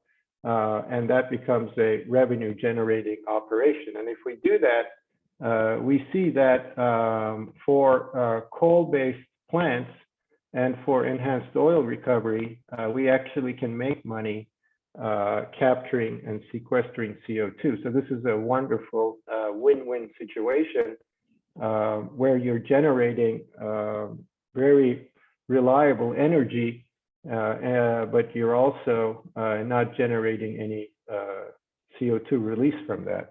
And in some cases, you can see that you will not be able to have a positive gain. For example, if you're capturing from a natural gas plant and you're putting it in a saline aquifer. But if you also include in this cap and trade kind of programs that are statewide, almost everything becomes profitable.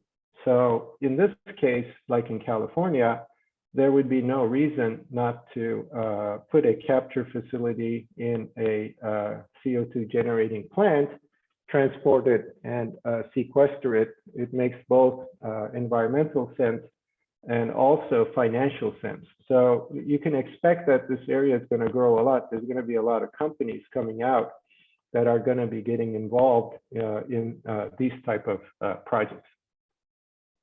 So now let's turn our attention to Colorado. One of the things we want to know is when we capture the CO2, where can we put it? And as you can see from the slide, there's a substantial amount of aerial space where you can sequester the CO2. So this is not a problem. Specifically where you want to put it can be an issue in terms of permits and ownership and things like that. But in terms of space, there's just a lot of options. And in fact, inside the earth in depth, there's also a lot of different formations where you have high porosity rock where you can store the CO2. So in terms of the sequestration side, there isn't a lot of reasons or issues related to this. Again, the problem is more on the capture side. And as you can see here, we've looked at in Colorado all the top 10 CO2 generators. And as you can see, most of them are power plants that are generating CO2. So currently we're working with Colorado School of Mines, Suncor, which is a refinery. Suncor operates a refinery in Colorado, and Oxy Low Carbon Ventures on looking at the economics of capturing CO2 at the refinery and then sequestering it in the subsurface. And I want to tell you that this is a very young field. This is an area where we don't know much about. We don't have many projects. A lot has not been done. So it's a great area to be involved in, to learn and develop, I would call, a new industry of capturing CO2 and sequestering it, and understanding all the regulations, the legal issues around doing something like this. So maybe more for a little bit fun stuff. What about technology for CO2 EOR? And this is very similar to some of the different pieces of work that you have been doing. So we're working on things like fiber optics, using fiber optics technology in the subsurface to monitor where the CO2 is going and making sure that it stays in the ground, that it doesn't come back to the surface. And if it's going to do that, we want to know right away and take precautions. We're also doing laboratory measurements, looking at synthetic and real rock from the subsurface and injecting CO2 to see how much additional oil can be recovered by CO2 injection. We're doing this both on core samples in the lab, and we're also doing with reservoir simulation software to see when we inject gas or CO2, how much additional production we can get. And we're also using seismic data to characterize subsurface reservoirs to monitor the CO2. In fact, we have a real mine at the Colorado School of Mines. This is the Edgar mine. You can see these tunnels and all this kind of stuff. And we're drilling wells in here and completing them. And we're forming a large flow loop where we can flow different kinds of fluids in the boreholes. And then with fiber optics data, we can measure at what point what fluid is flowing at what velocity. So this is a really interesting test that will be useful in monitoring CO2 in the future, and something fun that the students enjoy, using the drilling equipment or the fiber equipment and the flow units to kind of play with and do their experiments and their testing. So the last piece I want to talk about is, even though these pieces of carbon capture, utilization, and storage is very simple, there's a lot of detailed work, and I'm sure you've seen this in the experiments and the research you've done, is the devil is in the details. So when we talk about sequestering CO2, we have to do a lot of things to make sure we understand the subsurface.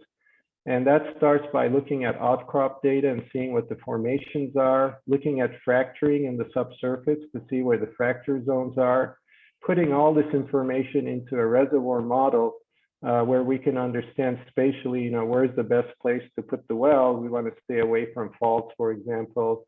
We want high porosity sandstones and things like that. So we have this whole detailed work, complicated work that we have to go through to understand, okay, this is what I want to do, and this is where I want to do it. And I can tell you that this workflow involves several PhD theses and 5-6 master's theses for one field to be able to do this kind of work. So basically, at the end, I want to talk about what are the steps for CCUS. One is cross-industry collaboration and networking to the energy companies, the power plants, to talk to the oil and gas companies, for example. It's really important to get public awareness. I'm sure, but when you started this talk, you were much less aware of what's going on versus at the end, you probably have some really great ideas of your own now. And that, you know, carbon is a very important source of energy, and it's possible to make it clean energy with the CCUS technology. As I said earlier, the field is very young. There's a lot of unknowns, and folks like you are going to help us, you know, figure this out. And in terms of academia, you know, we're working on education in this area, networking, conferences, public awareness, and funding from the government and industry to develop those technologies. So in the end, I just want to conclude by saying there are multiple forces that are going to change the energy mix of the future. This transition is likely going to be rapid, given the interest in this area. CCUS is going to be a large component of the future, and I call this clean carbon. And it can be profitable given incentives and the tax structure. So this can be developed pretty fast. New technologies are going to be necessary. And in the end, there could be all kinds of different technologies that come into play that we're not even aware of. For example, batteries may change, hydrogen may be another source of energy that may change, alter things, and a lot of different things that we don't know yet that some of you may come up with. So even Elon Musk is now interested in this problem, and he's willing to donate 100 million to whoever invents the best carbon technology, just in case you have time to work on this. So let me finish up by talking about Mines. Carter School of Mines is a small engineering school. It's about 5,000 undergraduate students. And we're proud that we're one of the brainiest students in the US, according to this fit test that was done. It's number 4 in the United States. And if you're interested at Mines, you can take a tour of it at www.mines.edu. It's a great place to be with, you know, mountain activities, mountain biking, skiing, and all those kind of things. And you have a lot of great options. You know, there's also many very good universities, but if you're interested in a smaller university that's STEM based, you may want to consider Mines and contact the appropriate people. And last, I want to thank about our sponsors, the Department of Energy that's allowed us to do this research. And sponsorship, of course, is very important, like Chevron's sponsorship in the activities that are going on with the STEM program. And also our consortium, research consortium, which is the Reservoir Characterization Project, where many industry companies are helping us progress the research. So with that, I will end there. And Sue, how do we want to progress on questions and any topics that the students have? I see a lot of good conversation in the conversations in the background.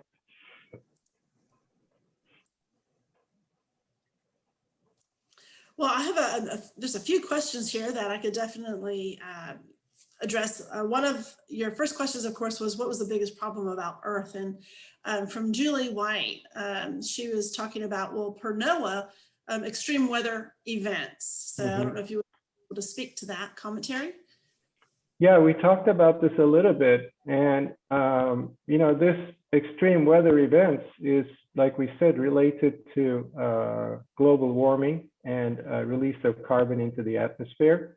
So this is a big topic, and it plays right into this research that we're doing. So I completely agree that that this is one of the challenges, and it's a very good topic to study. Excellent. From Vito, he made the comment that we all need to strive for a low carbon footprint. I also completely agree with that. As we mentioned earlier, you know, as the GDP grows, we're in some sense more wealthier, and we take a lot of things for granted. And this is a challenge that the future future young people or the next generations has to address and figure out, how can we maintain our wonderful lifestyle and have a smaller footprint. So for example, degradable products. One of my biggest concerns is overfishing in the oceans, which is, I don't believe is well regulated, and just something that we should be more aware of. So in addition to this wonderful lifestyle we have and the beautiful planet we live on, we also have to be more aware of what our part is in keeping it that way.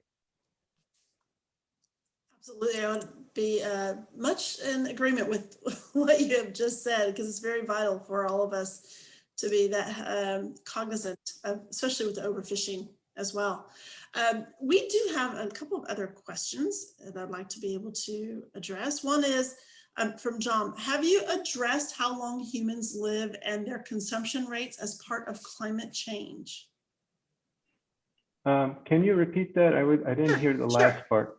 Absolutely. Have you addressed how long humans live and their consumption rates as part of the climate change? Their consumption rate as part of the climate change. I'm not quite sure I understand the question. Can I give an example? Sure, yeah, great. I love examples.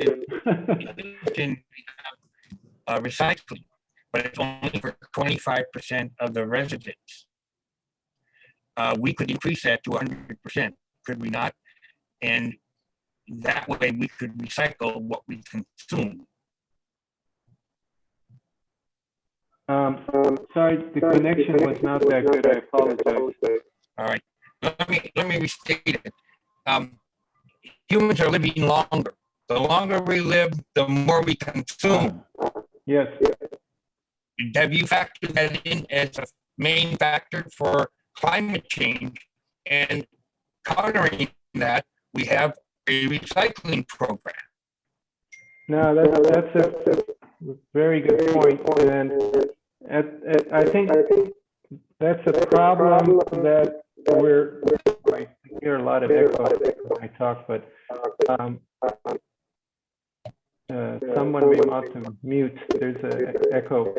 But I think that's a really good topic to research, but it's not in the area that I'm working on.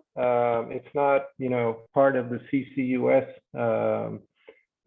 work. But the main problem, I think, is in the long run is going to be probably population growth. And as you're saying, as humans live longer, there's a potential that the population growth will even increase further. And this is going to take a toll on the resources of the planet. So again, this has to be studied. I don't know which institutions and how much in depth this is being looked at, because it's not directly in the field I work on, but it's something really important for to study. Yeah.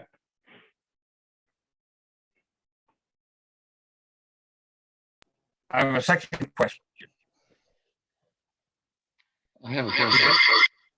I have a second question.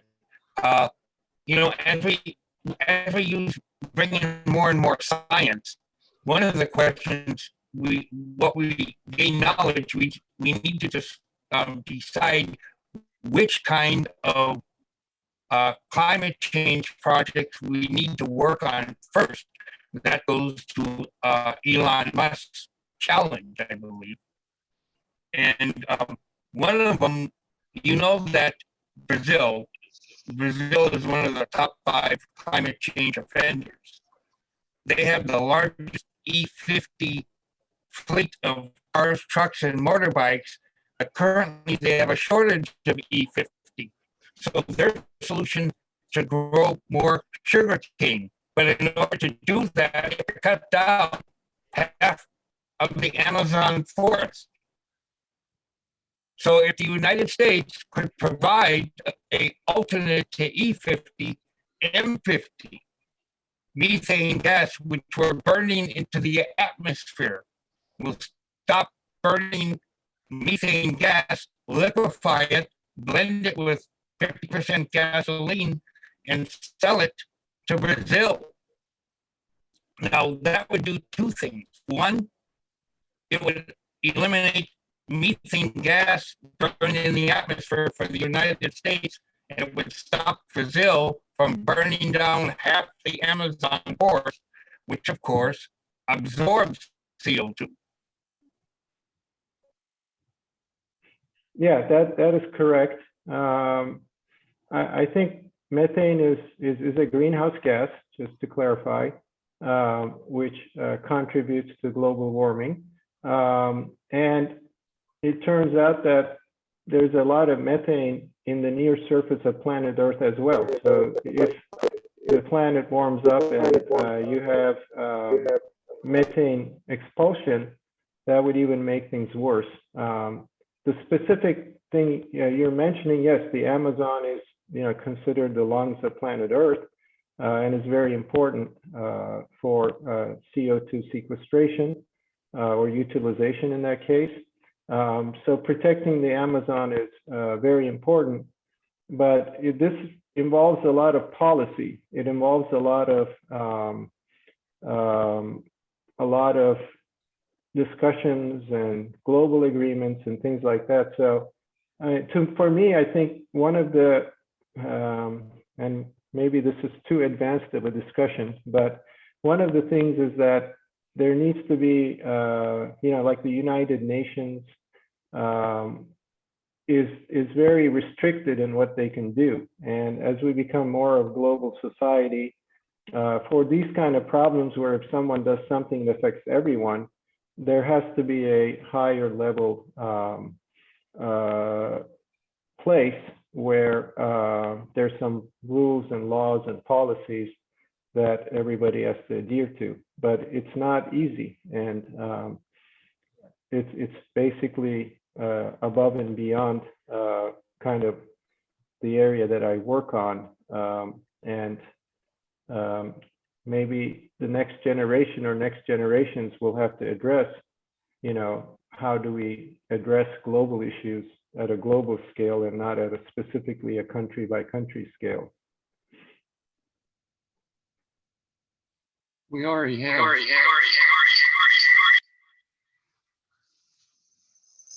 Oops. Hello, can you hear me? It's a bad connection, Vic. It must be. I'm unmuted myself. That just isn't recording. Let me try. Dr. Tura,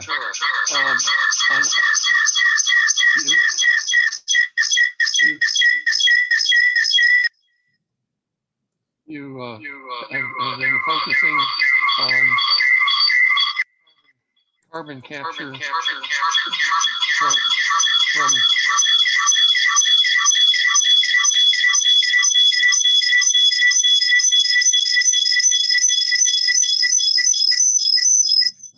Vic, perhaps if you could write that in the chat, and I'll go be more than happy to ask that question for you, because we're getting a lot of feedback, unfortunately.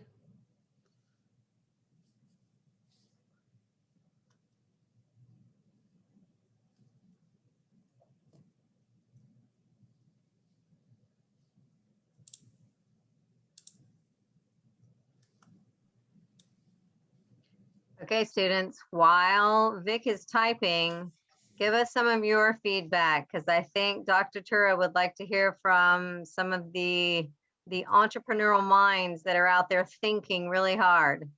That's what I was thinking too. Does any of the students have any thoughts or comments? I'd love to hear them.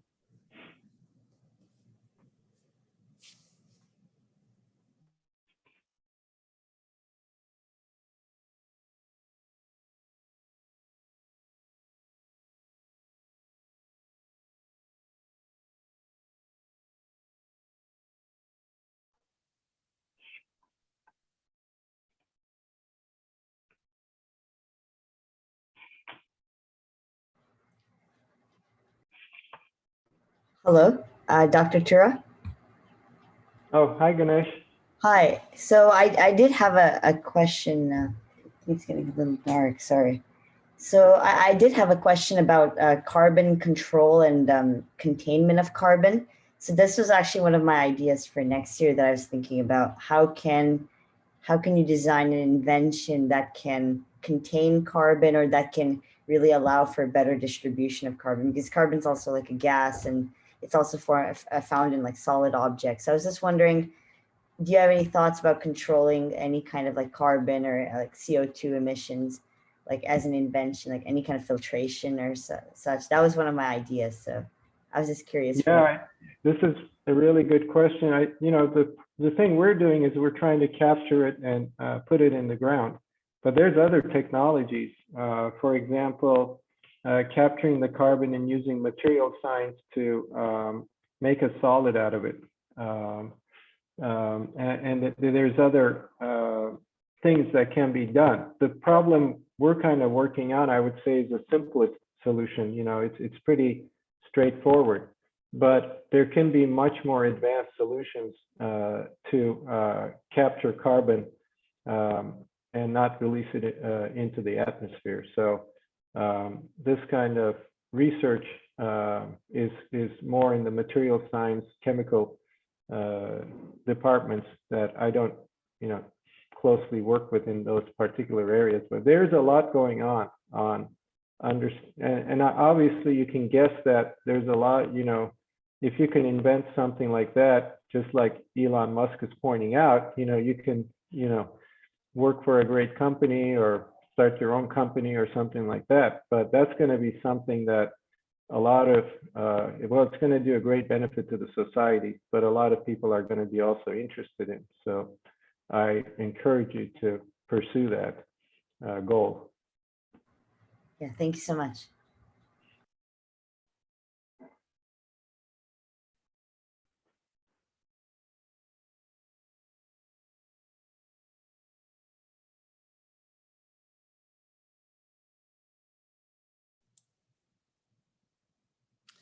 I have a question with being an educator, of course, of teachers per se, pre-service teachers, but what do you see, Dr. Tura, as to what are those main misconceptions that students are coming to the table with to have conversations with you regarding the climate change?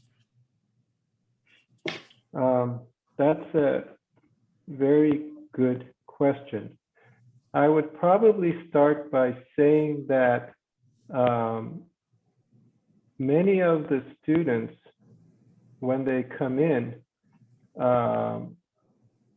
they may have heard about climate change, but it doesn't necessarily mean they understand it. They haven't necessarily studied it, and they don't necessarily understand just like any science problem, the variables in the problem, what the issues are. So, I think the best thing we could do, like I mentioned, is education. If we can educate young students, but also, people that are day-to-day people that we can explain to them, what the issues are, what are good solutions for these issues, like we talked about. I believe that there's just not enough education in this area at almost every level. And that's one of the things, like I mentioned, Mines and I think other universities are trying to do, is to build education programs like, master degrees and things like that in energy and carbon storage and these kind of different areas. But I think that's going to change. Globally, there's a big awareness now in this topic. And as more articles get published, as more news gets published, there's going to be a balance of an understanding. And again, as I mentioned earlier, this is not really the most hardest problem, in the sense that it's pretty straightforward to what other than the economics, it's pretty straightforward to how to solve this problem. It's just taking action. And of course, it comes with a price tag. And as long as there's incentives to promote and develop the technology, for example, the Department of Energy has been working for quite some time, maybe 20 years now, trying to develop technology that can be used in this area. And as I said earlier, a lot more actual projects, carbon capture, sequestration projects are coming on stream in the US, but also like in Canada, in Europe. So as these projects develop, the technology is also going to get cheaper, obviously. Initially, it's expensive, but then it starts to get cheaper and it starts to get better. And when all these pieces come into play, I think we're going to find that it's going to be normal practice, basically, just like it's normal practice to, in a coal factory, to release the CO2. It's going to be normal practice to capture it and, you know, either put it in the ground or, like we talked about, change it into a solid and store it somewhere. Thank you so much. I appreciate that reply. It's very important. Yeah. We have to Thank start you. from K beyond. Exactly, yes.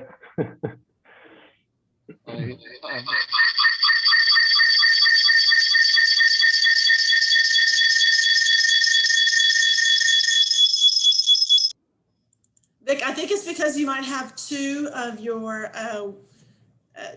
we have you duplicated here as a participant. So maybe if you would close one of your guests, perhaps the other one would work. Is there any other student questions while we're working out the audio issue? Any students have any thoughts? Any questions in general regarding academia? I'm here to help. Yeah, so like you talked about storing carbon in the ground in porous rock. So is like the relationship that you're trying to keep the carbon under pressure in the rock, or what exactly is going on there? No, this is a very good question. And it's in my area of expertise, so I'm happy to answer this one. So we're injecting the CO2 almost in pure form into the ground. And when it injects into the ground, it basically dissipates into the reservoir. It could be an aquifer, which is basically water in the pore space, and it displaces that. Or it could be an oil and gas reservoir that you're refilling. You can think it as refilling the reservoir, you know, putting stuff back in there. And once you do that, if there is impermeable layers above it, because you have permeable layers like high porosity rock where you're putting it in, but if you have layers above it that are very low porosity, it's just going to stay there. It's very much similar to an oil and gas reservoir. You know, oil and gas reservoirs happened millions of years ago, and they've stayed there until we drilled wells to produce them. If you put it in the right places, it's not going to leak. If you put it in the wrong places, like if you put it at a fault, you know, there's a chance that it's going to leak. So there is important reservoir subsurface considerations to make when you're sequestering CO2. And eventually, especially if you're putting in it like carbonate rocks, it'll become a part of the matrix, and it'll just stay in the ground. I mean, most carbonate rocks are made of carbon. So this CO2 sequestration has been happening for millions of years as CO2 gets buried in the ground over time. So that process becomes natural after a certain amount of time. So on the subsurface side, I'm extremely confident that if we put CO2 in the ground in the right place with the right techniques, that it's probably never going to come to the surface unless, you know, we do something bad. For example, we don't drill a good well and the well leaks, you know, something like that. But that's going to be even if it happens, it'll be such a small amount that we have almost 100% better solution than just releasing it into the atmosphere. So it's almost, there's almost no way you can kind of lose with this proposition. And just to, you know, inform the students, where we're burying it is very deep in the ground, you know, 7,000 feet or more. So it's not mixing with the groundwater or anything like that. The groundwater is very shallow. So we always monitor contamination, but the risk of contamination is very low of the CO2 leaking. So I think that answered. Troy, would you say putting carbon dioxide into a live source, like let's say a glacier, the Rhone Glacier in France, which supports the spring runoffs and the Rhone River, because the French are trying to save the Rhone Glacier. They have it covered, and then they're putting their surplus carbon dioxide into that glacier, the base of the glacier. Would you say that's a good idea? I would not do that at this point. I think what we need to show to the public is that CO2 sequestration is a safe technology, and to show that we should be putting it where we know it's not going to cause any leakage or anything like that. So putting it very deep in the ground is, I think, a much safer solution than putting it into a glacier where there's movement, it's geomechanically active, and it's much more difficult to first understand what's going to happen, but it's almost impossible to control what's going to happen. So I would prefer a safe solution at this time to make sure that everybody's there's public support behind what we're doing. Because Dr. Turo, that the glaciers all over the world are melting. So there has to be some solution to save them. I mean, the French are covering that glacier. That glacier supports the Rhone River, and that's their entire agricultural on the east side of France. What else can they do? Well, I probably would defer that question to a colleague of mine in our department, who's a glaciologist, and he works on this topic. He's been working on this topic for many years, not that specific topic, but the general topic for many years. And if you would like, if you drop me an email, I can put you in contact with him. He may or may not be aware of this particular topic. But he's definitely the one of the experts in this area, and I would probably defer that question to him because, like I said, it's a mechanically, it's a very active problem, and I would hesitate to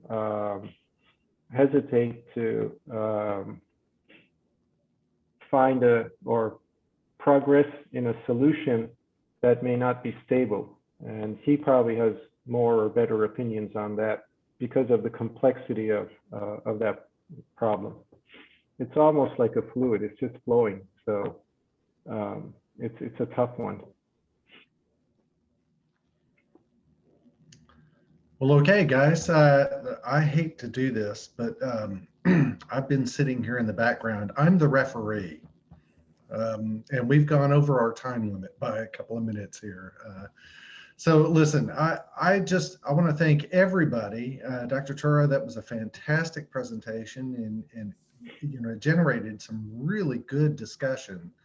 And it just shows how complex this problem really is, right? To the students that were listening, we were after you guys to ask more questions. Perhaps this is an opportunity for you guys to investigate carbon sequestration and carbon dioxide emissions in the atmosphere and learn more about it, right? As you learn more, maybe there's more questions that will come up, and maybe we will see those in the science fair next year. Hint, hint, hint, hint, hint. All right. So That'd be okay. wonderful. So listen, I do want to wrap things up for us. If you don't mind, I'm going to go ahead and start off by thanking our sponsors, our corporate sponsor, Chevron. Also want to thank John Delorio. We want to thank the Delorio Foundation for being such a fantastic sponsor this year, and having John, those awards were fantastic. I really enjoyed seeing those, and the students giving their presentations as well. Okay. I want to thank all of the students for participating. Guys, you did an unbelievable job. That was fantastic. I really enjoyed seeing all the projects. Some of those I got to see earlier, not all of them, but I certainly enjoyed seeing them again and seeing, you know, the depth of what it is you guys are willing to do to investigate some of these questions, right? With that, I also want to thank the teachers. Congratulations to our teachers of the year, all 7 teachers of the year. But I also want to thank you guys for mentoring these students and all other mentors. That includes all the parents out there for all these students. I know I've forgotten who it was that was saying this, but you know, this is an unbelievable job in a COVID year, right? Having to do all this. I'm sure nobody wants to see any science fair projects at home anymore. I'm positive of that. So with that, I also want to thank all of the constituent societies that are sponsoring interns at the Houston Museum of Natural Science. Let's see, that's going to be the Houston Geological Society, IEEE, AICHE, SPE, us, the Engineering Council of Houston. Hey, Julie, it's good to see you. and the intern sponsored by the Delorio Foundation as well. So again, thank you again, John. We really appreciate that. So with that, last but not least, I want to thank Dr. Damian, Dr. Sumners, and Sue Pritchett. You guys did a fantastic job putting on this presentation, this awards banquet tonight. You know, I can't thank you guys enough either. That's for certainly sure. So there we go, guys. I do want everybody to drive safe. I love saying that on Zoom meetings. That having been said, I do want everybody to enjoy your evening. I am about to, I had to turn off the video there for a minute. Julie brought it up about the NOAA extreme weather events. I am in just south of Hartford, Connecticut. I'm not in Houston with you guys, oddly enough, doing work. But we are having one of the extreme events outside the window, and it's actually quite interesting. So as soon as this is done, I'm going to turn off all the lights and watch the light show outside. It's fantastic. Okay. So again, thanks to everybody for participating and hanging with us, even though we ran a little bit late. But I do want to thank everybody again, and congratulations again to all of the students. You guys did a fantastic job. All right, guys, thank you very much. Everybody take care, have a pleasant evening, and I am hopeful that we will get to see everybody face to face next year. If not, we'll do it on the computer and do this again, okay? Thanks again, guys. Everybody take care. Happy flower full moon. Yeah, there we go. That's right. Thank you, everybody. Congratulations. Yesterday.